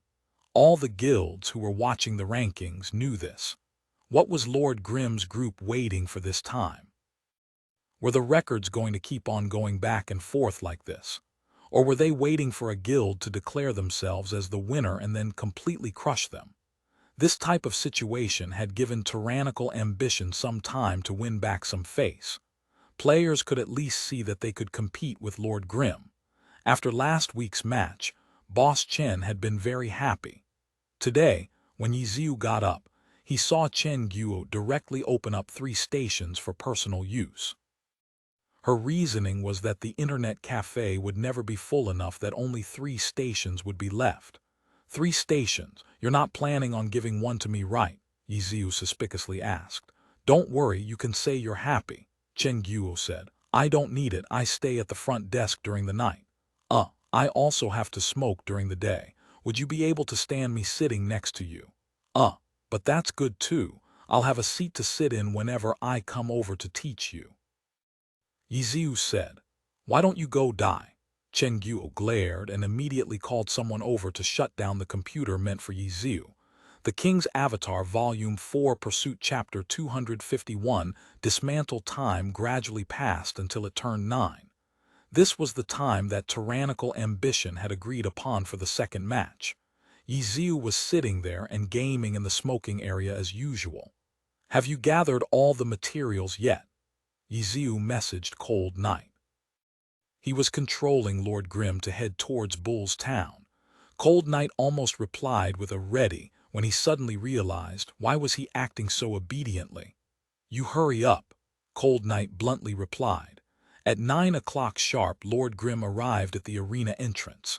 He entered the arena, created a room, and then told Cold Knight which room he was in. After a brief moment, the other side entered. It was the same 5 characters from last time, but now the players behind them were very different. The striker had become the leader, the cleric next, and then the elementalist, blade master, and sharpshooter. Ye Xiu smiled. The striker was undoubtedly Han Wenqing. The cleric was obviously still Zhang Xinji. The elementalist, crowd lover, was probably Bai Yanfei, and the sharpshooter was probably Wang Qixuan. How could Ye Xiu not know who was in tyranny? Though, out of these 5 characters, there were only 3 pro players who were actually subbing in. Han Wenqing's striker, Zhang Xinji's cleric, and Bai Yanfei's elementalist. Ye Xiu had guessed these 3 correctly. However, the blade master and sharpshooter weren't tyranny's pro players. These 2 accounts weren't in tyranny's area, so how did those players get them so quickly? Though if they wanted to find other suitable accounts, it was possible, but Han Wenqing believed that the 3 of them would be more than enough. The whole pro team. Do you want us to lose even more face? When Han Wenqing said it, no one else dared to answer back. Right now, the 3 were in the studio. No one in the room dared to speak. Jiang Yu's endless nights and the striker's accounts were also being used. The other computers were being used by others, so they could only go spectate the match. What's the meaning of this? When Jiang Yu looked, he was immediately startled by the arrangement of Lord Grimm's team. The blade master, flowing tree, not there. The launcher, cleansing mist, not there. The battle mage, soft mist, not there. The brawler, steamed bun invasion, not there. The ghostblade, 1-inch ash, not there either. Not a single one of them was there. None of their classes matched the 4 other members in Lord Grimm's team, and they didn't recognize any of their usernames. Jiang Yu turned around in astonishment and saw Han Wenqing look at Zhang Xinji. Where are the players you were talking about? The bet didn't require them to be here, Zhang Xinji said. Can we start? Lord Grimm asked. This guy, did he find another team of hidden experts again? Jiang Yu feared. He was absolutely confident in the pro team, but the problem was that only half of the team came. The sharpshooter and blade master weren't going to hold them back, right?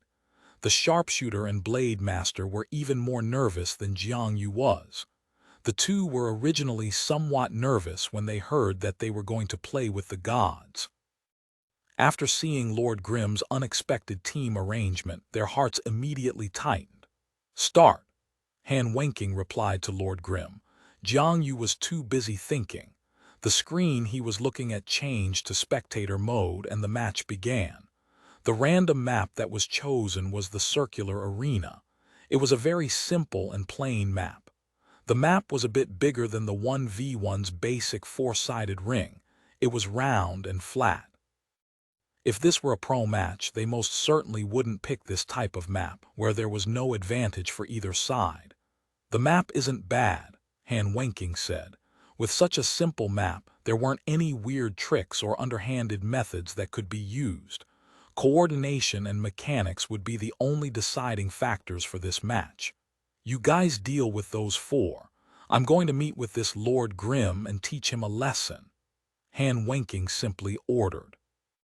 Even though Zhang Xinji possessed the title of Master Tactician, it didn't mean he was always the shot caller during a match. The person who made the decision the most was still undoubtedly the team leader. Of course, Han Wenking and Zhang Xinji had very good synergy with one another.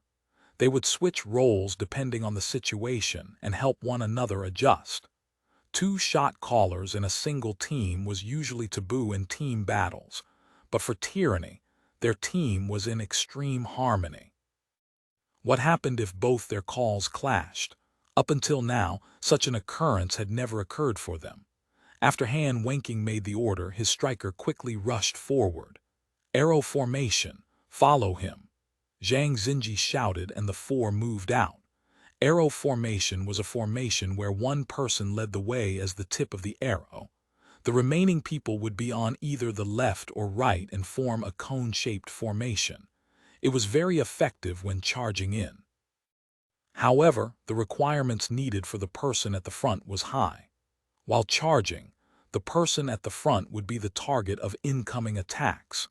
Tyranny was very familiar with this type of formation, and Han Wenking was always at the front. They began with their most used strategy. The sharpshooter and the blade master felt their hearts surge. In game, they often copied this type of formation, but how could they have imagined they'd have the chance to do it with Han Wenking in the lead? The five maintained their formation and began observing their opponents. The other side was in complete chaos. Zhang Xinji had no idea what type of pathing they were taking. Zhang Xinji wasn't panicked. He immediately thought of the cheerleader from the previous match, 0 kills. "No way, right?" Zhang Xinji was astonished. Lord Grimm had directly found 4 random strangers. He was being too confident, no? Or did he just directly give up on this match? However, if that was his intent, then why'd he agree in the first place? Could he be? There was no time to think. The two sides clashed. In this type of simple map, the two sides didn't need to waste their time closing in on each other. The battle began after only 10 seconds. Han Wenking didn't care if the other side was weak or strong. He focused on his own movements. He always went all out. His right leg flew out as he attacked with a high kick, launching the player in front of him into the air. His right hand whistled forward with a collapsing fist, blowing away players on either side of him, while sending an attack towards his target. The battle had only just begun, yet the other side had knocked back 2 players and knocked up another one. The spectators weren't sure if it was because Han Wenking was too good, or whether it was because the opponents were too bad. Han Wenking said he planned on encountering Lord Grimm and completely ignore the players he knocked aside. His character continued forward and welcomed Lord Grimm. Han Wenking attacked. He initiated with a dashing jab, which Lord Grimm leapt back to avoid. His striker immediately switched from a punch to a kick.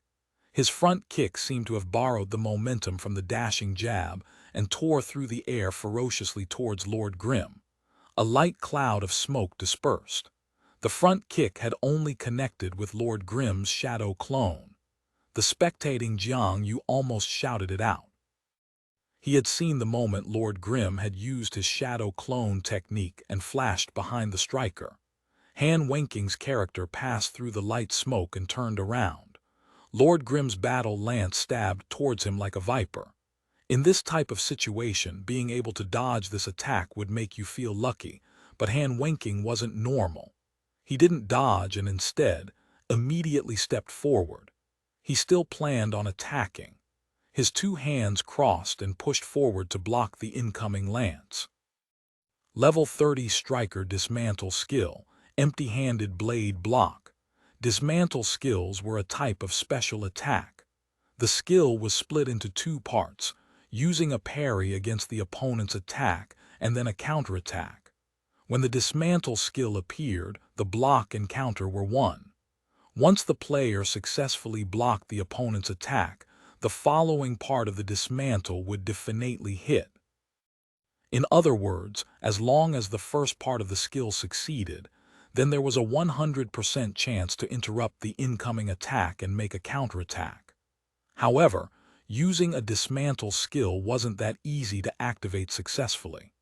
First, the precondition was that the player had to block the attack, so the dismantle could only be used when the other player attacked. If the block failed, there would be no second activation of the dismantle. If the other side didn't move, your empty-handed strikes the blade would be wasted. Han Wenking wouldn't retreat and instead continued forward. He was planning on dismantling Lord Grimm and striking back with the greatest power. He possessed the King's Avatar Volume 4 Pursuit Chapter 252. Strike first. Han Wenking's striker put both his hands together. At this moment, Lord Grimm's lance stabbed forward, and there didn't seem to be enough time for him to draw it back. However, the lance suddenly swooshed and the umbrella canopy opened outwards. Lord Grimm tugged backwards, and the front half of the lance was withdrawn this way. The striker's two hands connected with nothing but air. His empty-handed blade block had failed. Even an experienced expert like Han Wenking wasn't able to react in time to the thousand-chance umbrella's sudden transformation. The thousand-chance umbrella was lifted, and the tip faced forward, exposing a black muzzle. A spark flew out and 3 anti-tank missiles flew out. Anti-tank missiles at this range would make most people feel hopeless, but Han Wenking was someone who didn't know the word hopeless. At this moment, his choice was the same as it was before: attack. As the gun fired the anti-tank missiles, his striker moved forward. Bang! The smoke and the fire from the explosions quickly dispersed, but Han Wenking's striker hadn't stopped or dodged. His striker tore through the smoke and continued to rush towards Lord Grimm. The 3 anti-tank missiles had been struck down by his punches. The anti-tank missiles' explosions should have caused a slight knockback and a brief stun effect. The reason Han Wenking's striker was able to continue pushing forward was because of a certain striker skill. Striker level 15 skill, reinforced iron bones. The skill lasted 20 seconds, and during those 20 seconds, the character's physical defense would greatly increase, and the character would enter a super-armored state. Correct. The super armor state made the character immune to knockbacks and stuns. This was the reason why his striker wasn't affected by the anti-tank missile's crowd control effect. However, super armor wasn't an invincible state. The increased physical defense would only reduce the damage slightly. Yet even then, Han Wenking didn't hesitate to use reinforced iron bones. What he needed was not to retreat, but to advance forward. His tough attitude made Jiang Yu and the other spectators go into a frenzy. They had tried their hardest to resist shouting, but they were all hating how they couldn't fight alongside Han Wenking. They were filled with hope, and hoped that his punch would teach Lord Grimm a lesson. In the end, Lord Grimm had anticipated Han Wenking's punch. When he used the anti-tank missiles, his character jumped slightly and flew back slightly, using the recoil to gain momentum. The striker's fists had missed. While the spectators sighed in regret, Han Wenking didn't seem to notice. His character continued to rush forward. It looked as if he wouldn't be able to catch up to the flying Lord Grimm, but then his hand suddenly shot forward and threw out a sand toss. Sand toss was a brawler skill. Both the brawler and the striker were of the fighter class. Any skill that was learned before changing classes could be kept. However, because the number of skill points was limited, players had no way of learning all the skills. Since they couldn't even max all of their own class's specialized skills, which skills, level 20 and below, to learn was under constant debate. Which ones to learn, which ones not to learn, and which level was good enough were all common issues. This striker had chosen to learn sand toss, and for Lord Grimm, It wasn't going to be easy to dodge. The damage from this skill wasn't high, but the troublesome part was the bonus blind effect.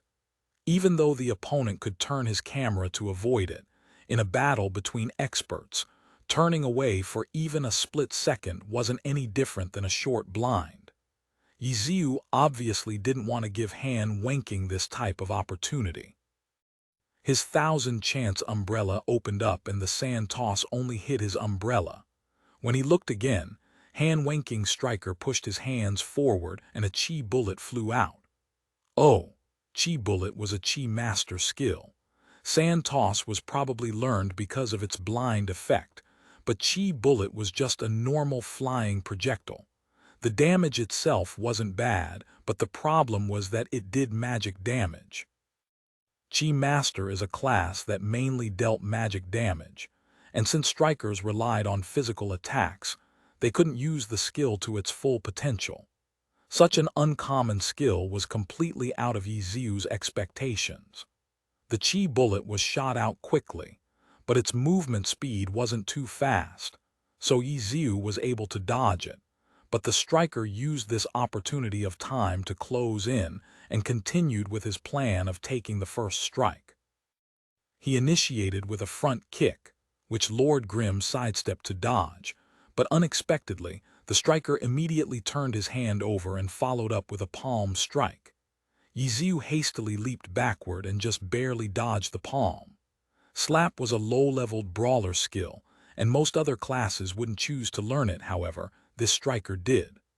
The slap missed, but the striker shot forward with a dashing jab, following closely behind Lord Grimm. Han Wenking deserved to be called a god. His kick, slap, and punch, 3 skills, were linked together perfectly without any pauses in between. Lord Grimm's movements weren't slow either. A normal step, a small hop backwards, and then a side roll. These were 3 movements done perfectly to avoid the 3 attacks. Jiang Yu and the other spectators stared at each other. It was becoming more and more evident just how skilled Lord Grimm was. Even though Lord Grimm was currently being pressed on by the god Han Wenking, he hadn't taken any significant damage yet. Speaking of this, how many players wouldn't feel pressed when fighting against Han Wenking? Han Wenking was an extremely aggressive player. Using reinforced iron bones to take the hit and continue forward was his style. Lord Grimm rolled back up, but Han Wenking's striker had already closed the gap. Han Wenking jumped forward, just barely off the ground, and kicked. This was the striker's eagle stamp. The effect was similar to Huang Xiaoshen's falling light blade.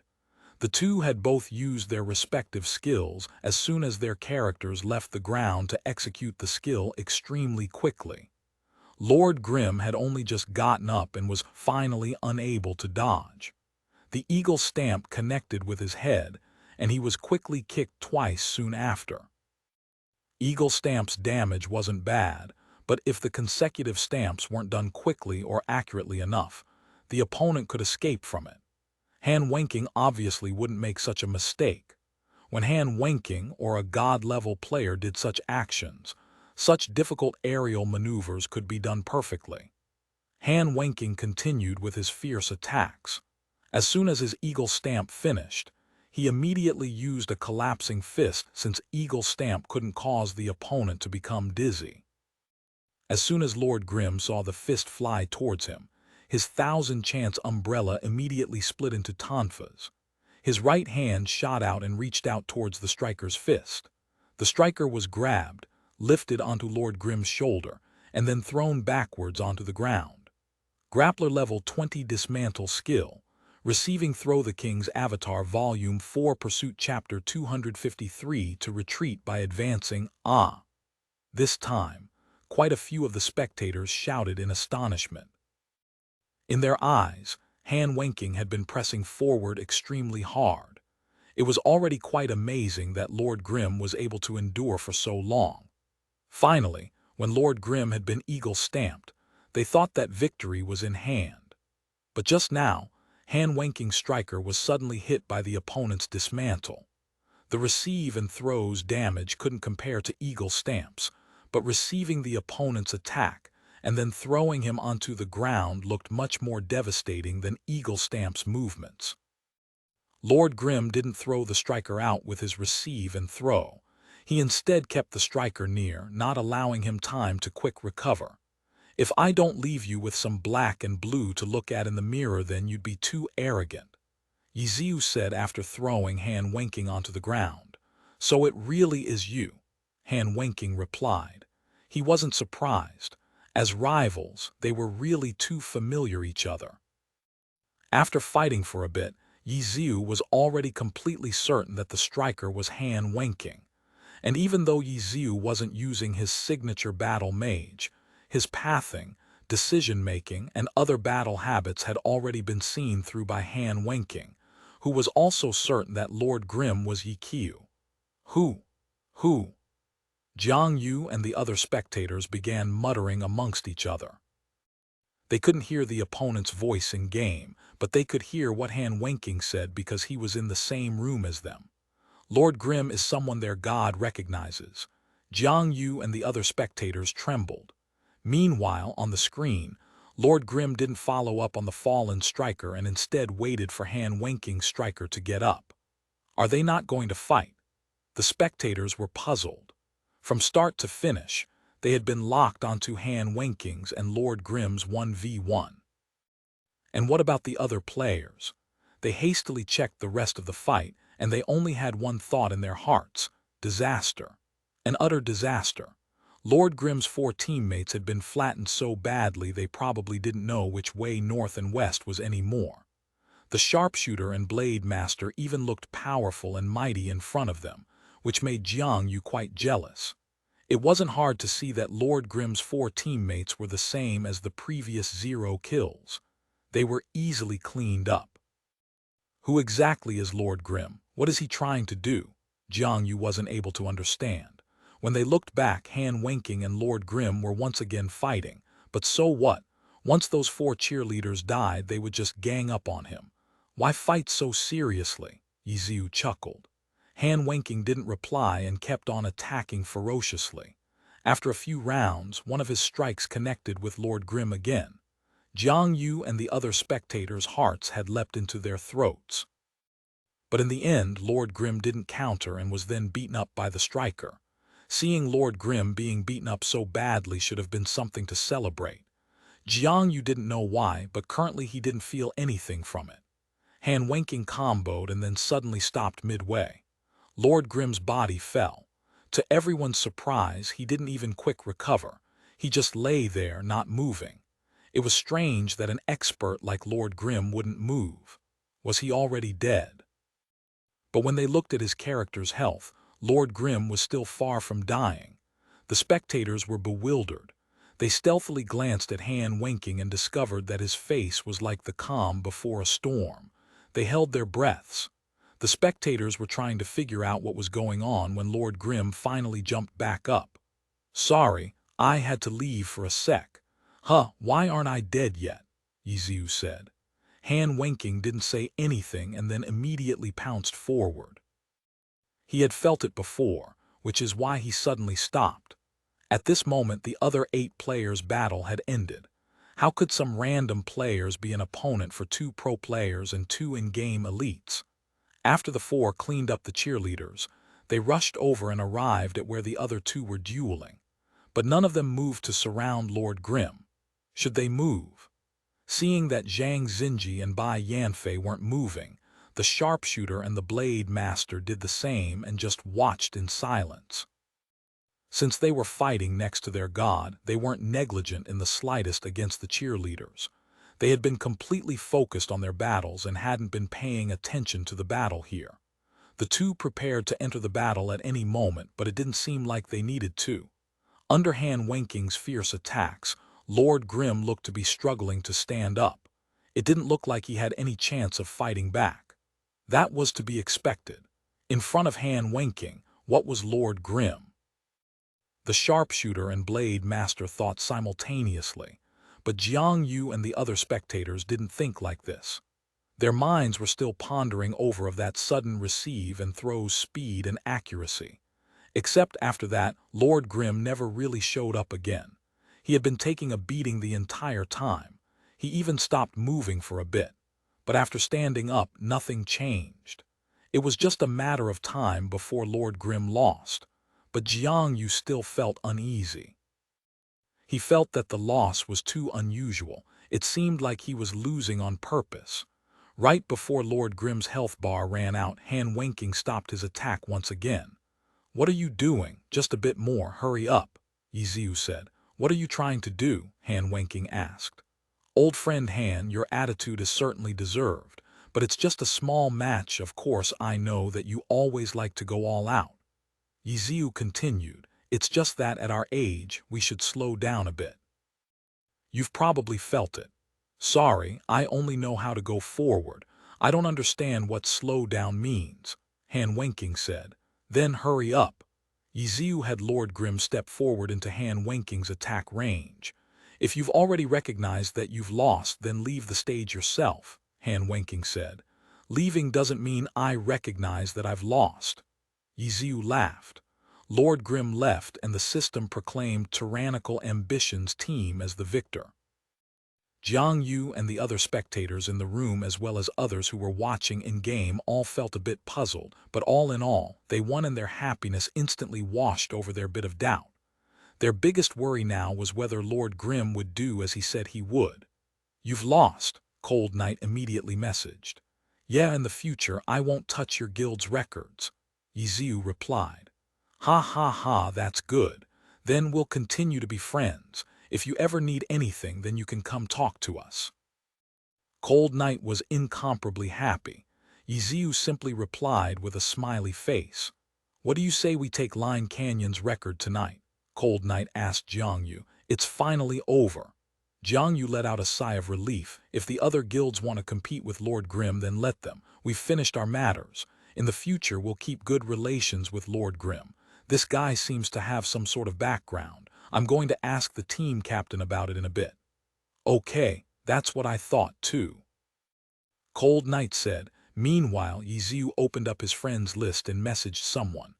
"Are you interested in Line Canyon's record?" "Of course.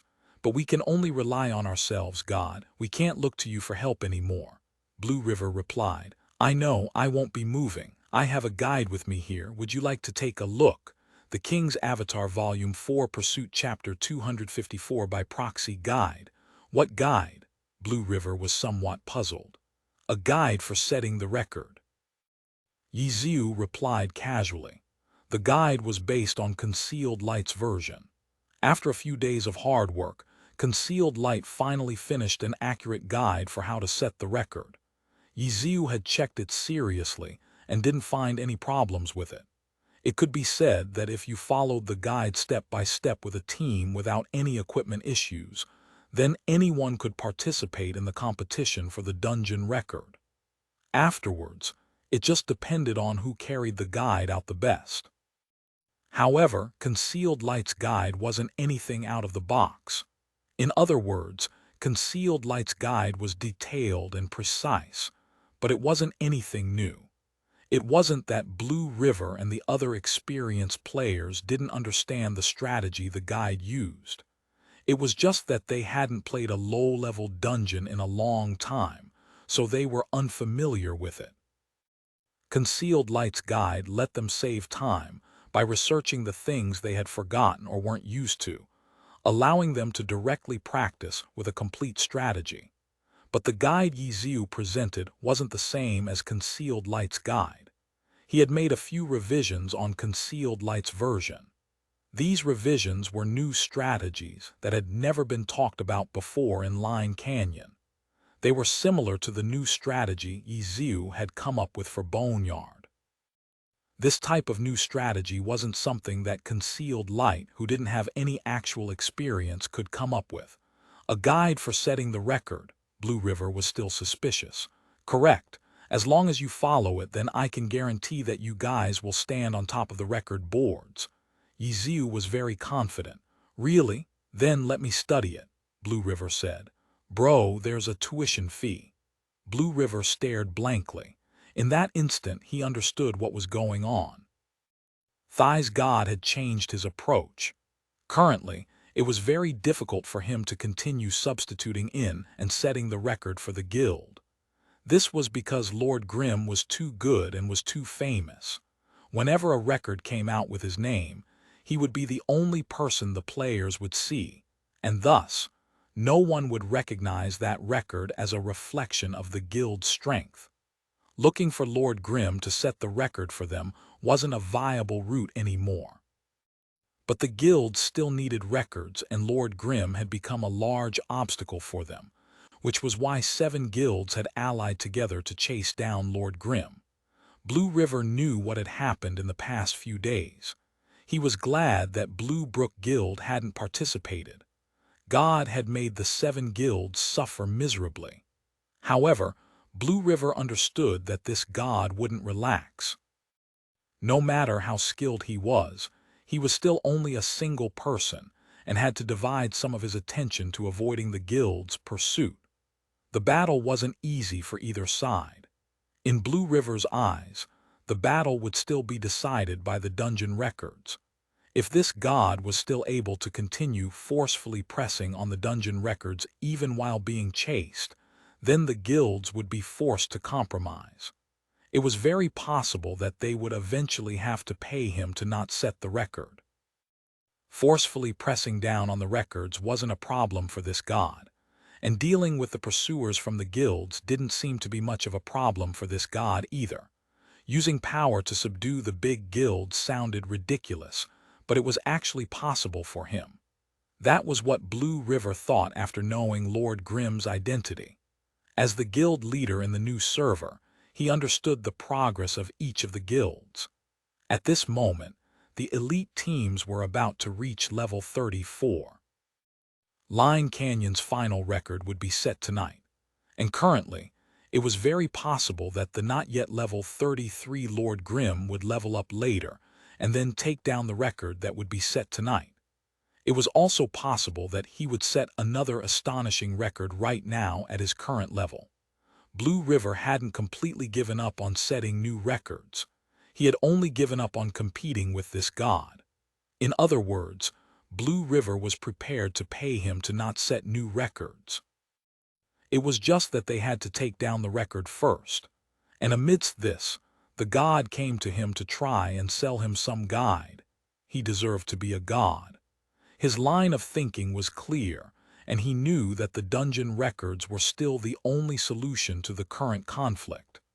However, he hadn't thought of forcefully subduing the guilds with his records, and had instead chosen a different method to help the guilds set the record.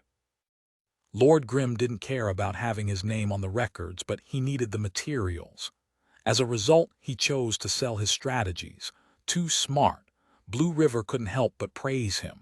By doing this, he would drop the guild's enmity while making a profit. His method was too beautiful. Blue River completely understood what this god was trying to do. He also knew that this god wasn't hiding anything from him. "I understand," Blue River replied. Blue River didn't doubt the reliability of the guide. This was because he knew Lord Grimm's identity. It would be an easy task for God Ye Xiu to make a guide. Before, everyone had been puzzled about how he had set those astonishing records, and now the answer was almost in front of them. "Can I ask a question?" Blue River suddenly asked. "What question?" "Why did you choose Blue Brook Guild?" Blue River asked. "Choose? That's not right. I just picked a random guild to ask." "If you don't want it, then I'll ask another one," Ye Xiu replied. "So it's like that, I do want it. Then let's discuss the price." "But I can't take it this time," Blue River said again. "Before this, we made an agreement with Tyrannical Ambition that they wouldn't touch Desolate Land's dungeon record while we wouldn't touch Line Canyon's record. So it's like that. Then you've lost a good opportunity. I'm very sorry. Can I ask for the guide for the Fire Forest dungeon record in advance?" Blue River asked. Let's talk about it later," Ye Xiu replied. Blue River was sad. He was afraid of the words "let's talk about it later." Previously, when he was still looking for Lord Grimm to set the record for them, he had gotten "let's talk about it later" as replies. And every time a different guild had taken the opportunity. If he knew that the situation would come to this, then he wouldn't have made the agreement with tyrannical ambition. What a pity. Ye Xiu felt sorry for Blue River and then chose a different target on his friends list. These other guild leaders longed for the records. Sure enough, Ye Xiu messaged Misty Castle's guild leader, who immediately replied back saying he was interested. Knowing that there would be a price, the guild leader sent an emoticon with its cheeks streaming with tears and then asked for the price. Ye Xiu's asking price was very reasonable, so there was no haggling over the price. In any case, neither side would have budged. After just a few words, they finished discussing about the price. But because it was their first time collaborating, both sides needed to communicate a bit more. After all, this time, Ye Xiu wasn't going to personally substitute in. If he was going to, then the record was guaranteed. As for buying the guide, Ye Xiu could only guarantee that there weren't any problems with the guide. He couldn't guarantee that Misty Castle's players could completely follow the guide's requirements. This wasn't something he had control over. Misty Castle's guild leader wanted to pay the materials after they had successfully set the record. Ye Xiu continued to say that there were absolutely no problems with the guide, and he would receive the pay as soon as he gave them the guide. As for whether or not they could set the record, that depended on themselves. The two argued for a long time over this issue, yet no conclusion was made. The King's Avatar Volume 4 Pursuit Chapter 255 What Does He Gain? Misty Castle's guild leader was indecisive. After pondering over it for a while, he still hadn't come to a decision. Ye Xiu could only patiently explain to him his guide. Before, when Ye Xiu went a look for Blue Brook Guild, he had said that he just picked a random guild. In reality, that was a lie. Selling the guide was different from personally setting the record for the guild. No matter what guild it was, as long as he subbed in, Ye Xiu would take down the record guaranteed. But the guide was different. The guide was only something on a piece of paper. Whether or not you could complete what was on the paper was a completely different matter. Why were most of the records held by the three great guilds? Strength. Even with the guide, the buyer still had to perform. Top-tier guilds undoubtedly had the advantage when it came to the number of talents they possessed. For example, the group of 5 that Jiang Yu lead had good mechanics and were outstanding in their ability to implement a guide. With Ye Xiu's guide, they would certainly be able to set an incredible record. And what about the big guilds who had slightly fewer talents? They would be the same as Misty Castle. They would hesitate over whether they should buy the guide or not. Misty Castle's guild leader didn't doubt that the guide was real. He was just worried that their guild's players weren't talented enough. If their guild acquired the guide but weren't able to take the record, then wouldn't that be like drawing water with a sieve? This was why he hoped that they could have the right to return the product. Even though Ye Xiu refused it, Ye Xiu understood what the other side was thinking. At this moment, if this was some other guild, then they would probably be the same. Misty Castle was already considered one of the stronger guilds. Don't worry about the guide. There aren't any complicated or unfamiliar maneuvers you have to do. If you find a few experts in practice, then there definitely won't be a problem. Ye Xiu tried to ease Misty Castle's guild leader's anxiety. After another long pause, Misty Castle's guild leader reluctantly replied with an "all right then." Thus, Ye Xiu immediately asked the other side for his email address and sent the revised version of Concealed Light's guide to him. Misty Castle's guild leader impatiently opened it. So long. He just saw the article's page length and was already astonished. He then checked the detailed directions for the final boss. He didn't see anything that was extremely difficult, and it really was within their abilities. Only after checking this did he scroll up and take a look at the rest of the guide. Misty Castle's guild leader was an expert among the experienced players as well, so his vision was quite good. After quickly skimming through 2 pages, he didn't find anything wrong with it. "I'm going to keep reading." Misty Castle's guild leader tabbed back to the game and called out to Lord Grim. "Take your time." Ye Xiu wasn't worried. The guide didn't have any problems, and Misty Castle was a guild backed by a club who valued their image greatly, so they definitely wouldn't go back on their word. Afterwards, Misty Castle's guild leader asked a few questions about parts he was uncertain about. Ye Xiu explained each one to him. After a few rounds, he finished looking at the guide. Misty Castle's guild leader didn't find anything wrong with it, so he sent Ye Xiu the materials. After the trade was finished, Ye Xiu looked at the time. It was almost time to change shifts, so he logged out of the game. With a few minutes to spare, he randomly browsed around the internet. On the forums, Concealed Light had already posted his Line Canyon guide. It was even longer than the previous idiot's guides, making many intimidated with their first glance at it. However, the amount of mocking lessened and many began to seriously comment on it. Club Tyranny. Han Wenqing, Zhang Xinji by Yanfei.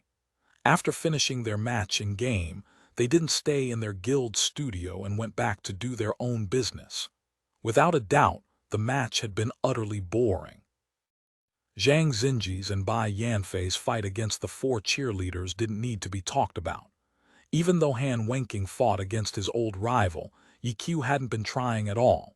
If Ye Xiu had only fought like this previously, then Han Wenqing would have confirmed his status as fully retired. However, Ye Xiu clearly proved himself with the receiving throw, which Han Wenqing was unable to defend against.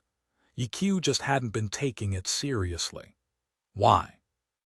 Zhang Xinji didn't understand. Looking at his performance today, he was clearly planning on losing. He would never do something that had no purpose. This means that him losing was in his interests, Han Wenqing said. That's why I say that he had already decided to lose this match long ago, Zhang Xinji said. If he loses, then he won't touch Tyrannical Ambition's records, but at the same time, Tyrannical Ambition won't make trouble for him too. This might be what he wanted to achieve, Han Wenqing said. What does he gain from this? Time, Han Wenqing answered bluntly. Zhang Xinji stared blankly, though he sort of understood. You don't actually think that guy truly plans on retiring for good, do you? Han Wenqing said. In maybe another year, we might meet him in an official match. Han Wenqing suddenly lowered his head and looked at his right hand, which then clenched into a fist. When Han Wenqing and the two other pro players left the studio, Jiang Yu mustered up his courage and asked who exactly Lord Grim was. Ye Xiu. Han Wenqing threw down the name and left. Jiang Yu and everyone else in the room were obviously dumbstruck. The thought that Lord Grim was such a person hadn't come across their minds before, but they didn't revere Ye Xiu in any way. He was tyranny's archenemy. Of course, they completely understood their archenemy's strength. After finally knowing who they had been up against, their hearts relaxed a little. Losing to a god wasn't shameful in any way. Plus, their team captain had helped take revenge for them, but because of this they still had to change some of their plans. Jiang Yu contacted Cold Knight. Maintain contact with Lord Grim, but there's no need to rope him in. Why? Do you know who Lord Grim is? After knowing that Lord Grim was Ye Xiu, Jiang Yu couldn't imagine what type of conditions he'd have to give to rope in such a god. Who? Cold Knight asked. Ye Xiu. Jiang Yu bluntly replied like Han Wenqing had. Saying the name in such a way was just as if he was the team captain. Jiang Yu wanted to copy him, but unfortunately, he could only type it out. He hoped that Cold Knight would be able to see some of his demeanor from these words. After a long while, Cold Knight finally replied with a single word, DMN. That's why you don't need to bother with roping him in, Jiang Yu said. I understand, Cold Knight replied. Tonight we'll go just as planned. We'll take down Line Canyon and then go back. The rest is up to you. Jiang Yu made a great concluding speech. Don't worry, Cold Knight was full of confidence. Without Lord Grim against them, he wasn't worried about anyone else. At midnight, Jiang Yu's group gathered together at Line Canyon and headed towards the dungeon. This was their last night in the 10th server. The five all felt a little nostalgic. Playing in the new server is quite fun, too, the Blade Master said. The new server is pretty crazy this time, the striker added. I'm currently wondering that when Ye Xiu comes to the heavenly domain, what will happen then, the sharpshooter said. Everyone fell silent. In their end, they all exposed a somewhat pained expression. FCK, you just had to say that when we were all so happy. My bad. Okay, let's take down the record first. Let's take it down. Jiang Yu yelled. Understood, the four replied. Even though Ye Xiu's shadow made them surprised, the five were in high spirits. After only one run, they broke the Line Canyon Dungeon record, the King's Avatar Volume 4 Pursuit Chapter 256. The purpose of a game, if it was just tyrannical ambition setting a dungeon record, then no one would be amazed. After all, the big guilds were going all out at Line Canyon's dungeon tonight. No guild would let this opportunity go by. And even though tyrannical ambition had suffered under a bit of mockery due to Lord Grimm subbing in, it didn't affect their fundamental strength. The fight for the dungeon records was as competitive as ever. Every guild understood this, so they weren't surprised that tyrannical ambition's name was up on TV. But after seeing tyrannical ambition's time, they couldn't help but suck in a cold breath. 27, 41, 24. In the past few days, Line Canyon's dungeon record had occasionally changed, but it was always only by a few seconds. When the first-place team's record was only within 5 seconds of the fifth-place team's record, it indicated that the record had reached a certain limit. Tyrannical Ambition's record this time, though, gave the other big guilds a fright. Compared to the previous record, their record had improved the time by a full 2 minutes. Was this actually tyrannical ambition? Quite a few players had their doubts and checked the team's roster on the leaderboards, searching hard for Lord Grimm's name. Everyone failed to find it, though. Tyrannical ambition. It was the real tyrannical ambition. All of the big guilds had a spy network. They had information on the 5 tyrannical ambition names. They were true members of the guild. However, with a sudden move, they actually improved the time by 2 minutes. Normally, it was very rare for players to leave room for improvement for dungeon records. After all, these required perfect playing. A single small mistake could even cause them to restart, and this type of mistake wasn't something that they could avoid. Everyone made mistakes. As a result, whenever it was time to set a record, every team would go at it their hardest. Whichever team could achieve the most perfect run would set the final record. But Tyrannical Ambition's record showed that they had the strength to beat the record by over 2 minutes, which they hadn't shown until now. 2 minutes was a lot. Making up for this time with a few less mistakes wasn't easy. In Tyrannical Ambition's run to achieve the record of 27 minutes, if they had made mistakes here and there, then they probably would have been in the 28-29 minute range. But they didn't. Previously, there hadn't been any records under 29 minutes.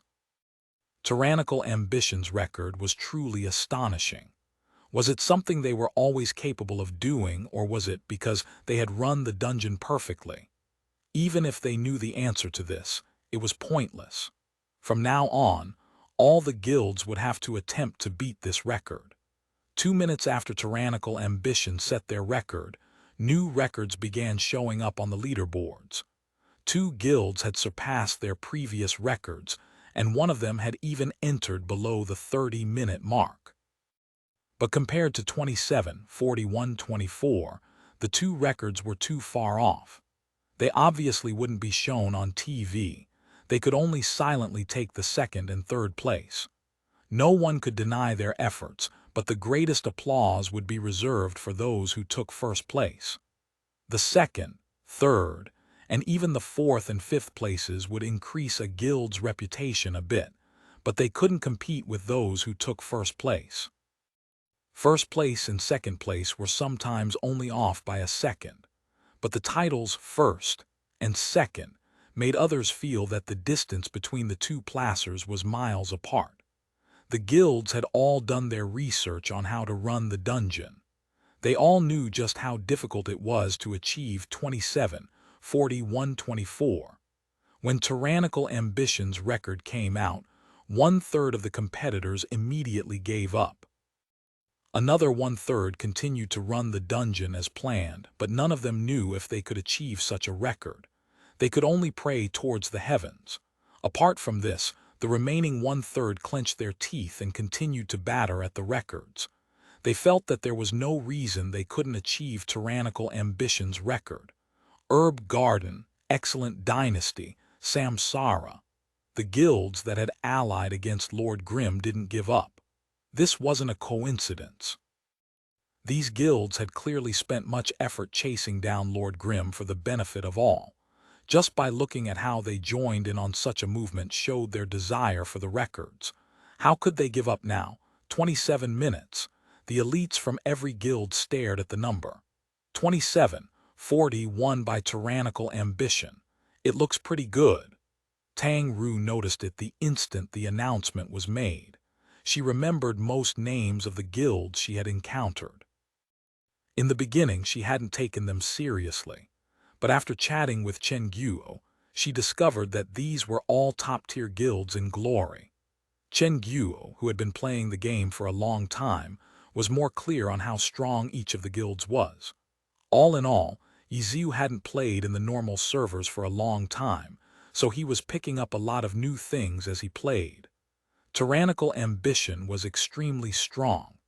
Ye Xiu had never said this, but Chen Guo had talked a lot about them. Even though Tang Ru couldn't see how Tyrannical Ambition was strong since Chen Guo said so, she should just listen. It's okay. Ye Xiu wasn't too impressed with Tyrannical Ambition's record. If it was us, how fast could we do it? Tang Ru asked. 25 minutes, Ye Xiu said. Are we going to try now? Tang Ru asked. Midnight was the high point for running the dungeons, so it wasn't convenient for them to cause a commotion at this time. There were guild members everywhere at this time. It was very likely that if they were found entering a dungeon, they'd be surrounded as soon as they exited. It had taken them 10 minutes to arrive and some more due to caution. As a result, the guilds had already finished running the dungeon once and had just entered for their second try. Seeing that Tyrannical Ambition had set a relatively impressive record, and seeing that Ye Xiu hadn't talked about the records, Tang Ru couldn't help but ask. There's no need for us to set records anymore, Ye Xiu said. Why? Tang Ru asked. Because competing for the dungeon records was never our goal. Think about why you play the game, Ye Xiu said. The simple phrase had stumped Tang Ru. Ye Xiu didn't care if they weren't going to set a record. Setting records was just a way for him to gather uncommon materials. He now had other ways of gathering materials, so he didn't need to clash against the other guilds for the record. With his identity, if word came out that he was competing against these normal players for the dungeon record, then he'd become a laughingstock. Ye Xiu didn't care. Sima Cheng obviously didn't care. Caio Yifen's motivation didn't need to be spoken of either. He came to the new server for personal instruction from a god-level player. After playing with the god for a few days, he already felt he had made a lot of improvement. In the beginning, he wasn't used to playing a phantom demon, but he was becoming more and more familiar with it now. Dungeon records. Caio Yifen obviously didn't care about these.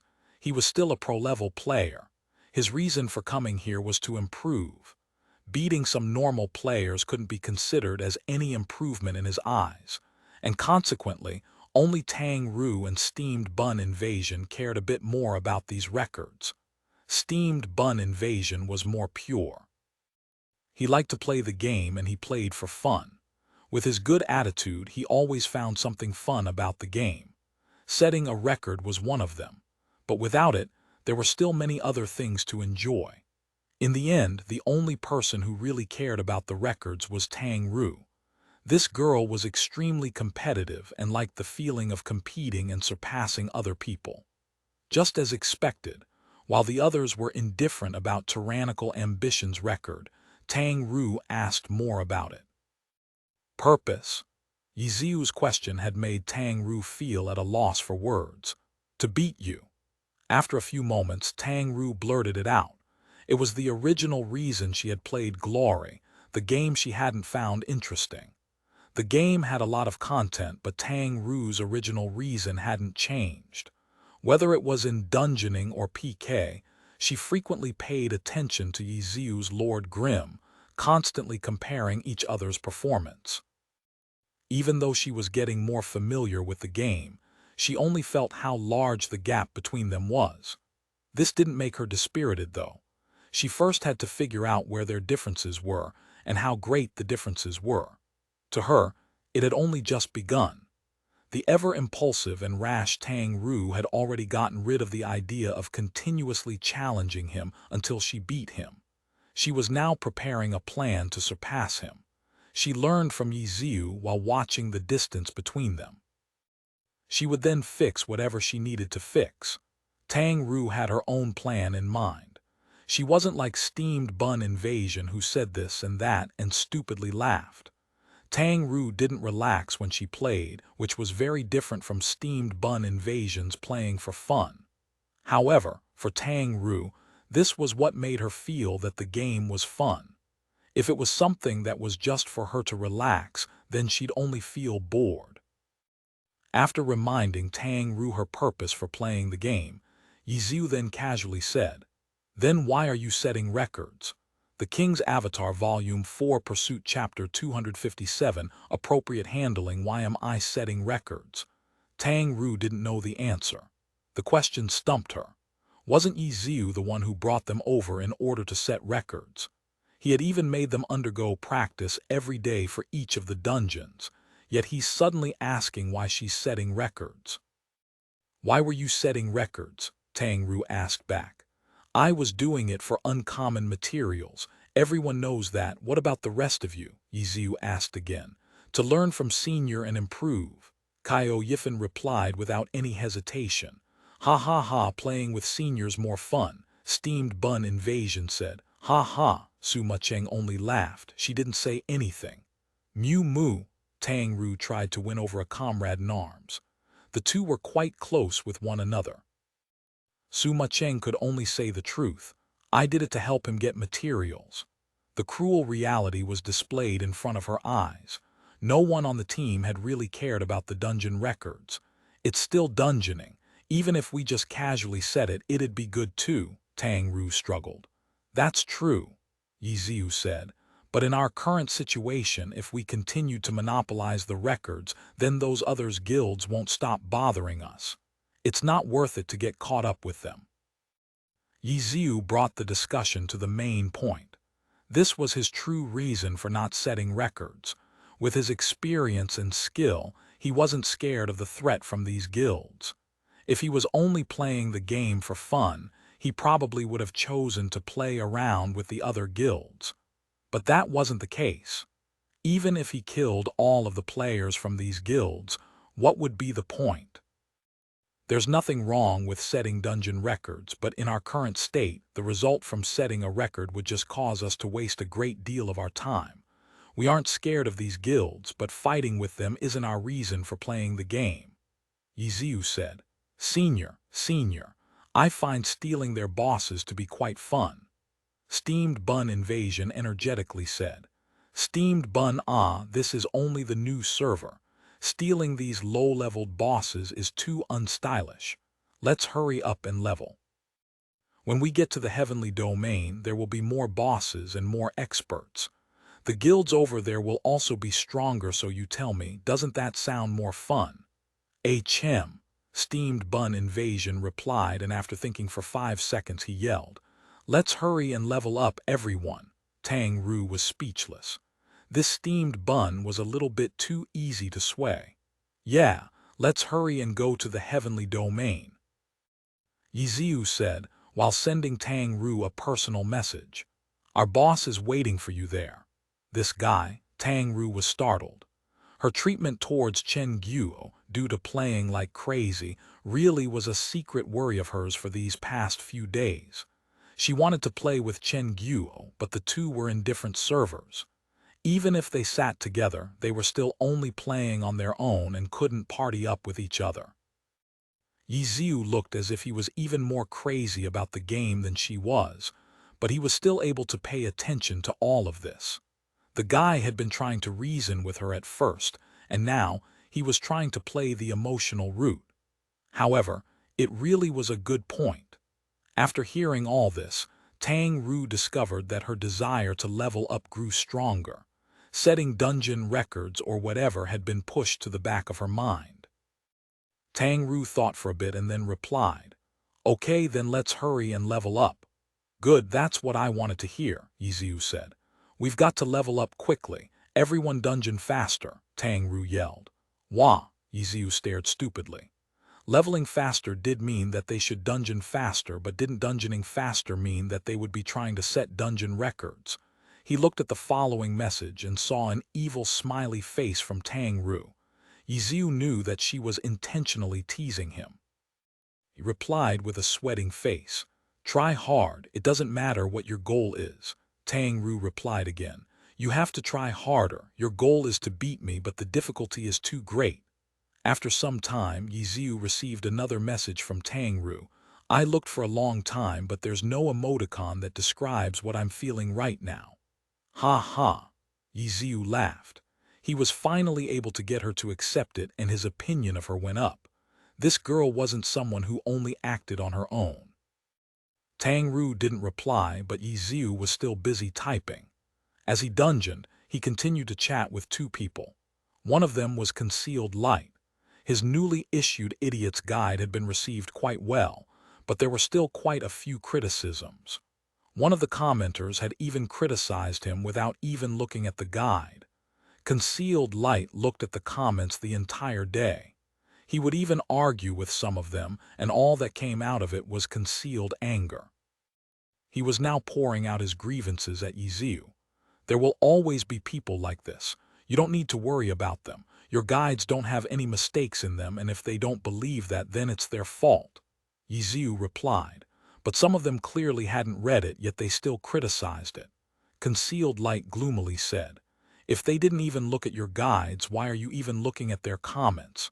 Ye Xiu said, "I only found out after I finished reading their comments," Concealed Light said. Ye Xiu didn't know what to say. Why was it that this kid so one-track-minded like steamed bun invasion?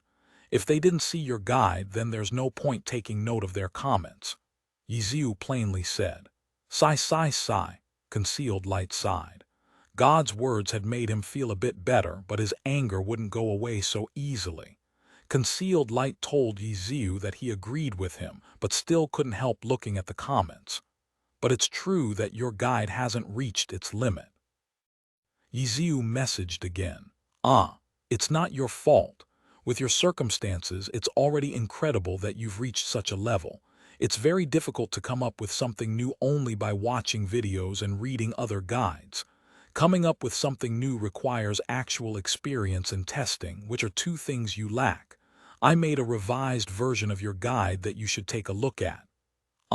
Your version?" Concealed Light asked. "Yeah," Ye Xiu said while sending Concealed Light his version via QQ. Concealed Light immediately received it and quickly looked at it. He then replied, So you could do it like that. I should have thought about that. Of course you'll suddenly see it now," Ye Xiu said. Concealed Light continued to look while discussing with Ye Xiu. "How do you usually level up?" Ye Xiu asked Concealed Light. "Quests. You can't find anyone to party with?" Ye Xiu asked. Summoners, especially new summoners, have a hard time finding parties. When summoners fought, if they summoned too few creatures, their damage would be too low. If they summoned too many, however, their control over them would be poor. And then it'd only become a mess with the other team members, which was extremely irritating. As a result, fewer and fewer players liked summoners. In the end, it caused so many summoners to stand outside the dungeon entrance that they earned the nickname Dungeon Guards. "Yeah," Concealed Light replied, confirming Ye Xiu's assumptions. Actually, for a 5-player dungeon, summoners have the ability to solo it. Even though it'll definitely be a lot slower than it would be with 5 players, your experience gain will be a lot greater. If you get good, your experience gain speed won't be any lower than one person in a 5-man party.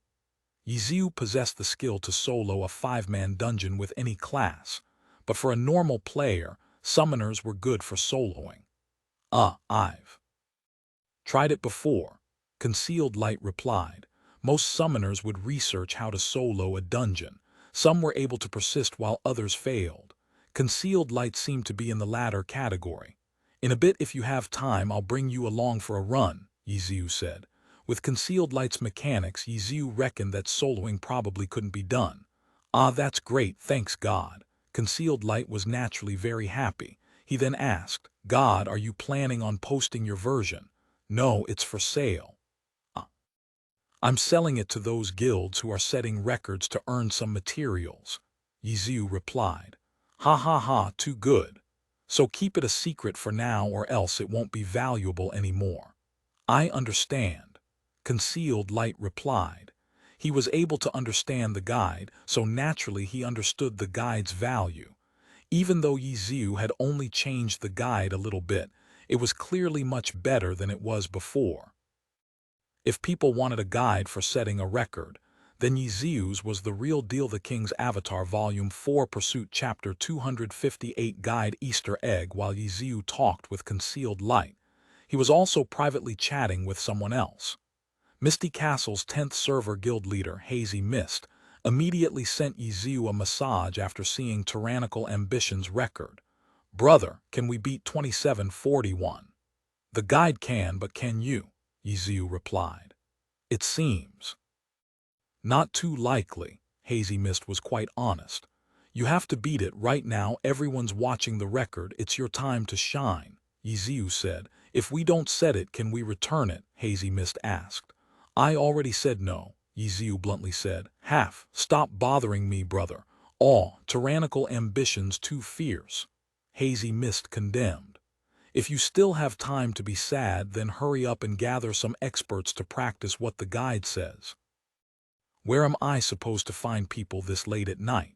And also, your guide uses a certain class setup. I still haven't gotten the team together yet. Impossible, you're lying. I don't believe you can't form a team with such a large guild like yours, Ye Xiu said. All right, I was lying, but it really wasn't easy to get them together. Is there anything else tricky about it? Hazy Mist asked. None. There really isn't any. It's all in the guide. There aren't any focal points in the guide. Ye Xiu suddenly understood and replied. So that was what you were asking about. Why didn't you just say it? Ye Xiu had been wondering what Hazy Mist wanted. He didn't think that they would suddenly be so close after only talking with each other once. You've already seen through it. The guide has a few focal points. As long as you do those well, then you might not need to follow every step exactly. If you take those focal points and integrate it into your familiar strategy, then it should work too. How many of these focal points have you found? Ye Xiu followed up. For these top-tier players, they already had their own step-by-step method. They didn't really need such a detailed guide. 7, Hazy Mist said. Which 7? I've highlighted them in the file. Can I send it to you to look at? Sure. Hazy Mist quickly sent it over.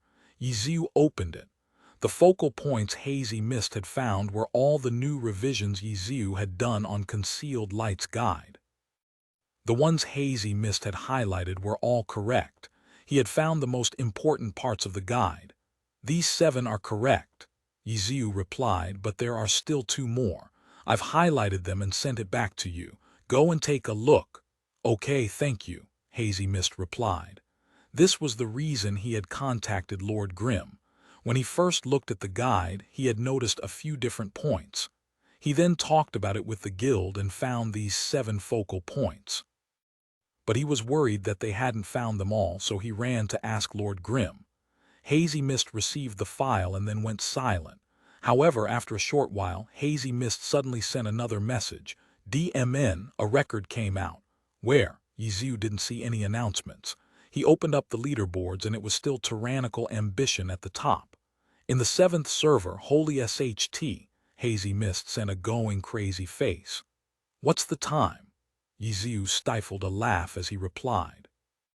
He obviously understood that Misty Castle wanted to practice using the guide and try it out, but they didn't want to waste the tries in the 10th server, so they went to a different server to practice. It hadn't been easy for Hazy Mist. To be able to gather up the people and borrow accounts in under an hour was a testament to his ability. However, they had only been practicing and they had already set a record. If they had known that it would happen like this, then they wouldn't have gone through the trouble of practicing. 26:11:45. Not bad. If you brought that over to this server, then you'd shake the server. Are there any reactions on the 7th server? Ye Xiu asked. We earned the idling headache achievement, Hazy Mist replied. In the old server, setting a low-level dungeon wouldn't garner much attention. Come to the 10th server and run the dungeon. Who knows if we'll be able to do it this run? I don't think there will be any problems, Ye Xiu said. The record they had just set couldn't have been from following the guide step by step. There was no way they could follow and fully understand such a long and tedious guide in such a short amount of time. No one could do that. But the guide was fixed, while people were creative. By grasping the focal points of the guide and then applying it to their regular strategy, that was the most efficient method. Misty Castle's experts clearly understood this.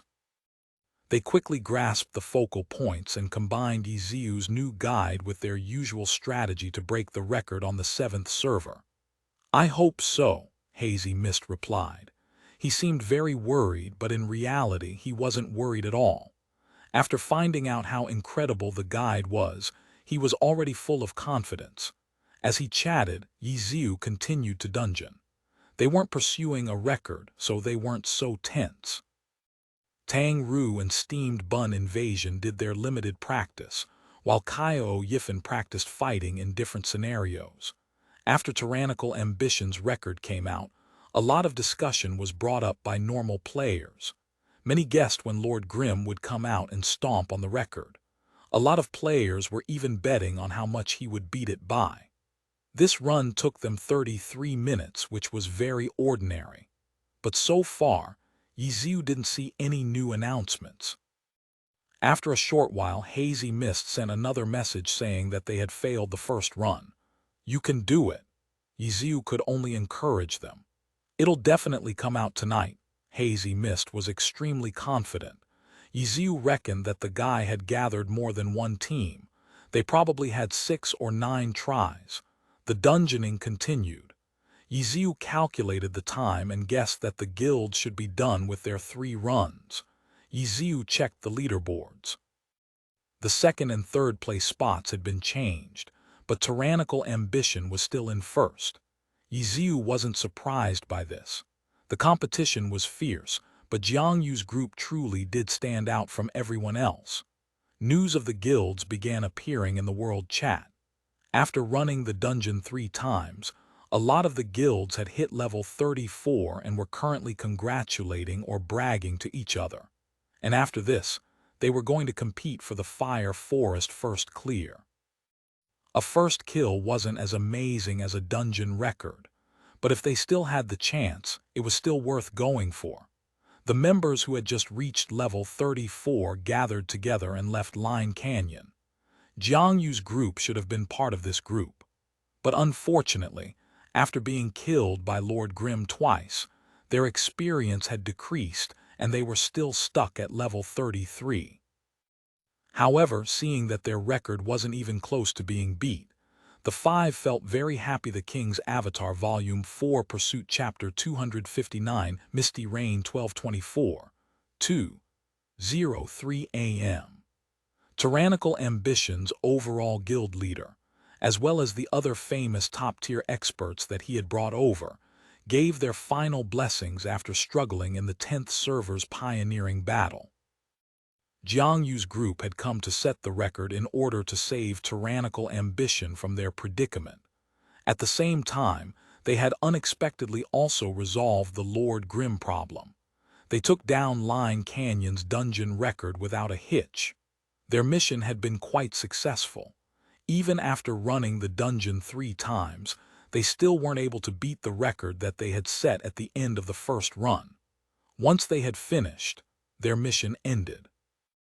The reason that they were staying for a while longer was to celebrate with the 10th server's players, and also to see whether Lord Grimm would keep his promise to not touch their record. At this moment, over half an hour had passed since they had exited the dungeon and there hadn't been any announcements. They had all relaxed. Lord Grimm hadn't beaten their record and hadn't set a ridiculous record beforehand. Nothing bad had happened. Okay, the 10th server will now be in your hands. Jiang Yu said to the 10th server's guild leader, Cold Night, and its core members, such as Endless Night. The 4 elites that had come over were all old core members of Tyrannical Ambition, so the guild members that had come over to pioneer in the 10th server knew them. The 4 were talking with members one-on-one, encouraging them. Just as the friendly ceremony was proceeding, an announcement suddenly popped up. Tyrannical Ambitions hadn't noticed it in the beginning. It was only after the announcement had passed by did they realize what the announcement was about. Not good. Practically everyone realized this simultaneously. In that instant, Tyrannical Ambitions players all made the same movement. They moved their mice in order to check their messages and read the message that had just been received. But in reality, they didn't need to. While Tyrannical Ambitions players had been distracted and missed it, the other 10th server players had all seen the message clearly. The players who had seen it already then began to discuss it amongst themselves.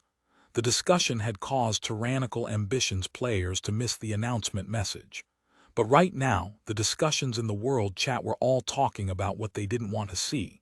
A new record, they saw these 3 words. Tyrannical Ambitions players hadn't seen wrong. In that instant, a dungeon record announcement had been made. Their excited and joyous guild suddenly turned deathly. Correct, deathly. Even though everyone was sitting in front of their computers looking at their screens, they had all felt as if their souls were leaving them. Doubt and disbelief floated in the air. Who was it? Jiang Yu suddenly asked. His words were full of bitterness and pain. Who was it? Wasn't that an easy thing to check? If a record had come out, then it would show up on the leaderboards. However, Jiang Yu seemed to have forgotten this and didn't go and check. Why?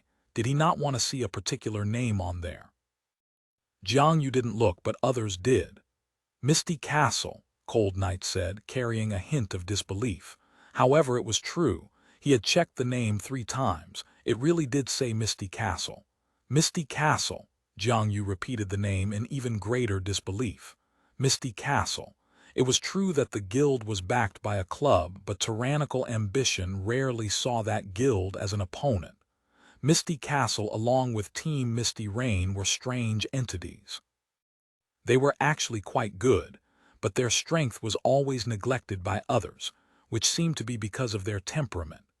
Their temperament was greatly influenced by their ace player. Team Misty Rain's ace player was a girl. She was a girl who loved to watch all sorts of random Twilight-type TV shows and loved to talk about random gossips. Of the 20 teams in the Alliance, Team Misty Rain was the only one whose ace player was a girl. Of course, Chu Yunxiu's skill level wasn't low at all. As the team's ace player, she was good enough to be considered one of the Alliance's top-tier gods. But compared to male players, Chu Yunxiu's performance never felt tough enough. In tense situations, her win rate was very low, and in those matches she lost, many saw that it appeared as if she had modestly declined to fight it out. In those matches, it appeared as if she should have been able to continue for a bit longer, but for some strange reason, she always silently lost. No one knew if this was due to her temperament or personality, but as a result, a lot of people on the outside said things like, "She's just a female player after all." In order to explain it, esports was different than traditional sports, where players directly competed with their bodies and physical strength. As a result, it seemed as if males and females were on equal grounds in esports. But because girls generally weren't interested in these types of intense fighting games, there were a lot fewer female players in esports than males, and their skill levels were usually worse than male players by quite a bit. Chu Yunxiu was a rarely seen female god-level player, but because of this reason, a lot of people thought that she lacked competitiveness. Ace players often decided the team's style and their temperament. Thus, Team Misty Rain was seen as a team that lacked competitiveness. Their achievements reflected this as well. After Chu Yunxiu joined the team, Team Misty Rain had entered the playoffs 3 years in a row. But no matter how amazing they performed in the regular season, they always lost miserably in the first round of the playoffs. Team Misty Rain didn't seem to fit in with the playoffs, serious and fierce competition. In their first playoffs, maybe it was because they weren't experienced enough. But the second and third time, they couldn't always use a lack of experience as an explanation for everything. Thus, Team Misty Rain and its players were labeled as such. Since the team was relatively ignored, their in-game guild was ignored as well. Misty Castle wasn't small by any means and they had many experts, but they never looked outstanding when competing against others. Perhaps it was because they weren't performing well, or perhaps it was because they didn't even try. But their rare good performance usually lasted only for a brief period or sometimes didn't even appear. Soft. Too soft. That was what many players saw Misty Castle as, which suited the team as well as their ace player Chu Yunxiu. But since Chu Yunxiu was a girl, everyone understood if she was a bit softer than others. The guild was mostly filled with males, yet they were also soft, making a lot of people look down on them. Tyrannical ambition, on the other hand, was different. From their ace player to their team to their guild, they possessed tyrannical strength and a strong character, yet they had unexpectedly been stomped on by the soft Misty Castle. This type of dramatic development was too hard to accept. Misty Castle, impossible. Jiang Yu's voice suddenly rose. He personally checked the leaderboards. The first place name really was Misty Castle and their record, 25, 21, 78. Tyrannical ambition had stepped on the entire server's records by 2 minutes and now, Misty Castle had stepped on theirs by 2 minutes. Jiang Yu's complexion changed. He, who had personally researched the low-level dungeon, had no idea how Misty Castle had beaten their record by a whole 2 minutes. Are these players actually from Misty Castle? Jiang Yu tried hard but didn't see Lord Grimm as any of the 5 players' names. Perhaps they had invited a few experts to sub in, or maybe some recently retired pro players came to mess around in the new server. They're all from Misty Castle, Cold Knight confirmed after looking at the leaderboards. Their characters might be, but the people playing on them might not be. How shameless, Jiang Yu said. Cough. Cold Knight coughed in embarrassment. Jiang Yu heard the reminder and then immediately felt even more embarrassed. He had played in the 10th server with this elementalist, crowd lover, for too long. Jiang Yu had even forgotten that he wasn't the original user of the character. He was also one of those shameless players. Luckily, besides Cold Knight, no one had noticed Jiang Yu's error. Everyone was still dumbstruck by Misty Castle's record and began looking at the world chat. They all wanted to cry, but no tears came out. Right now, ignorant noobs were saying, tyrannical ambition is so bad. The record they set didn't even need to be beaten by Lord Grimm. Misty Castle, what guild was that? A lot of naive players didn't know of Misty Castle's background. They took the guild to be a small guild that showed tyrannical ambition's inability.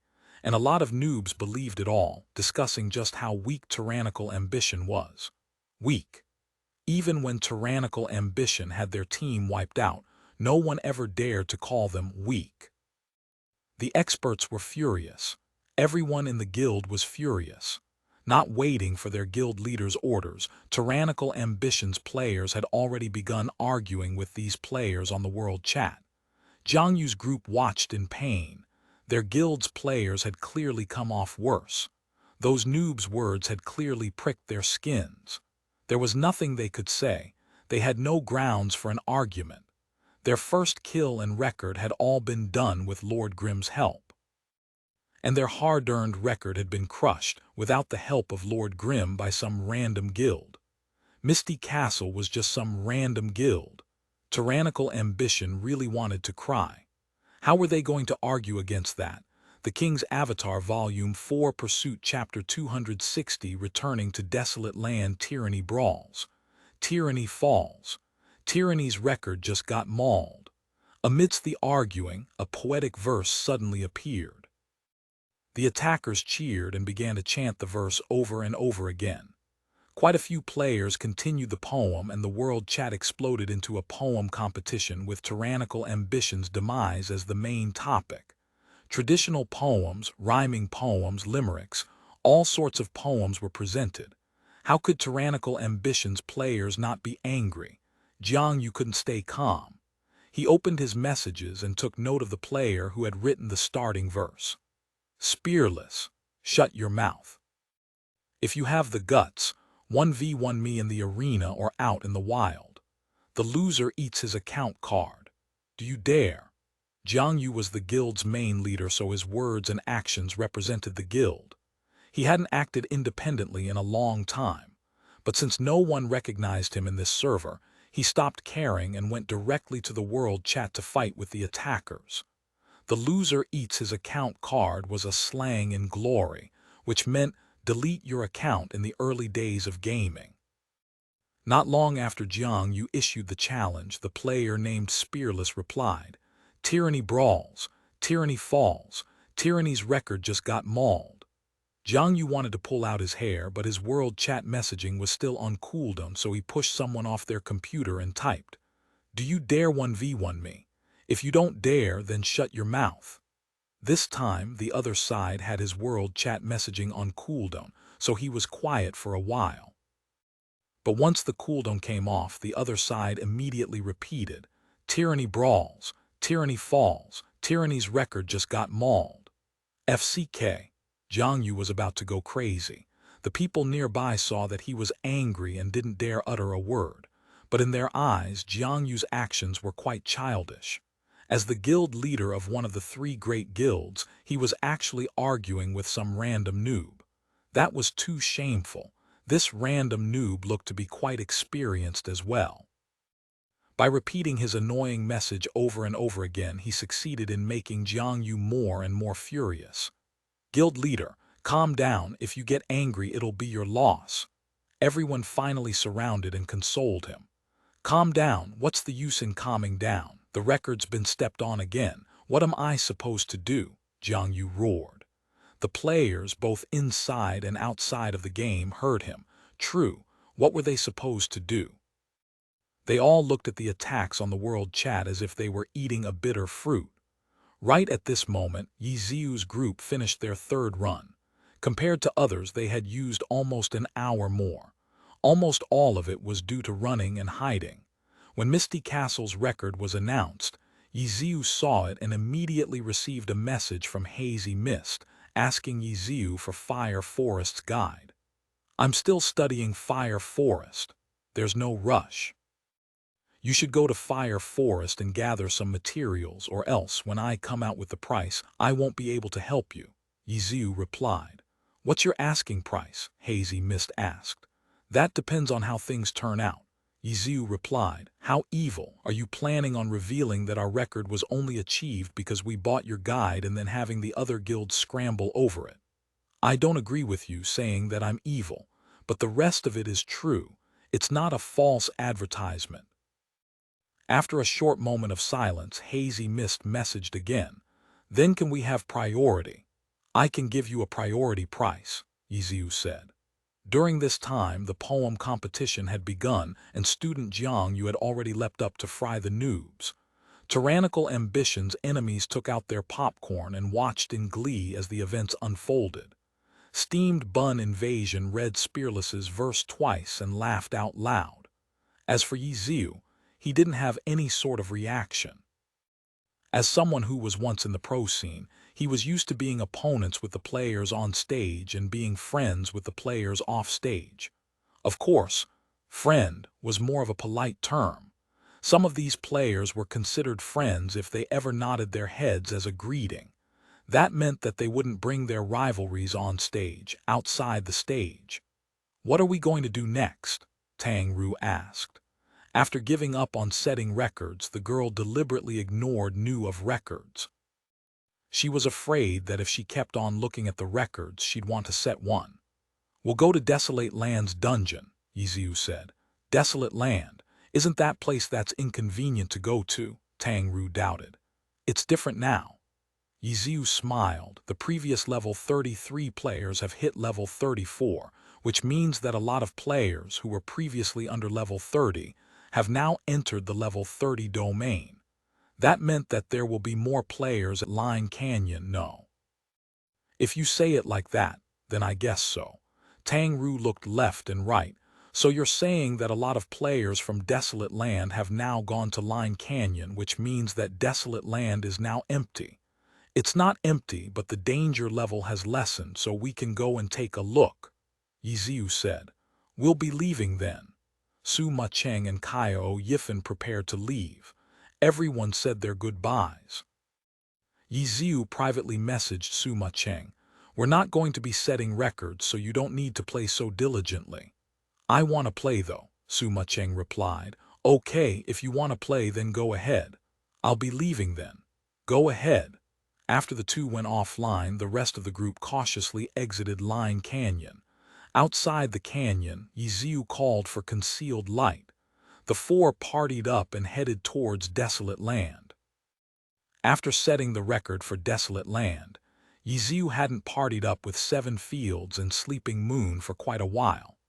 Even though they still talked with one another, after being involved with the big guild's pursuit, Ye Xiu didn't want to call them over.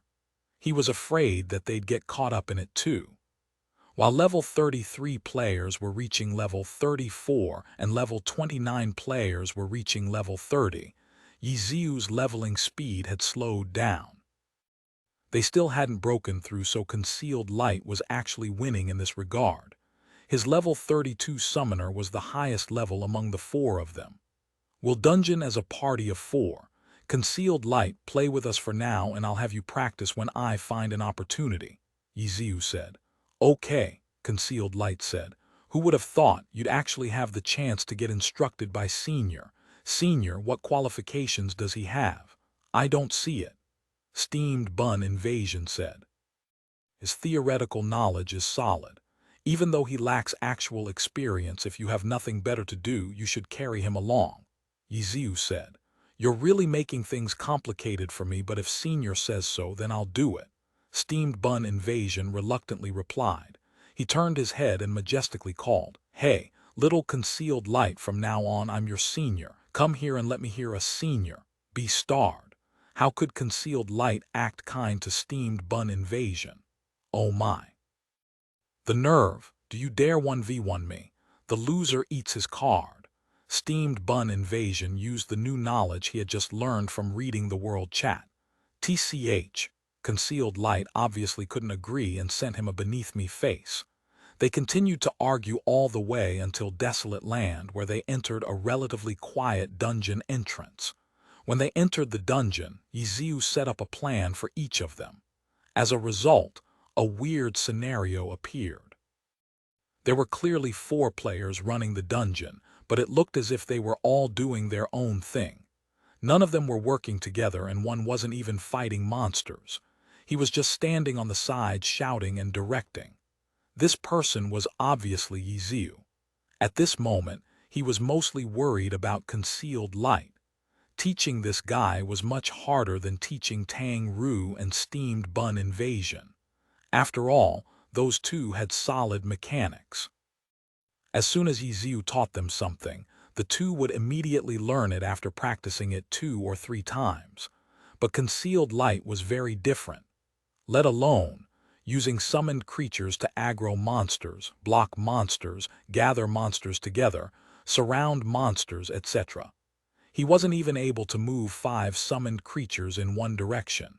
Ye Xiu was patient though. He continued to teach him, but Concealed Light was somewhat disappointing.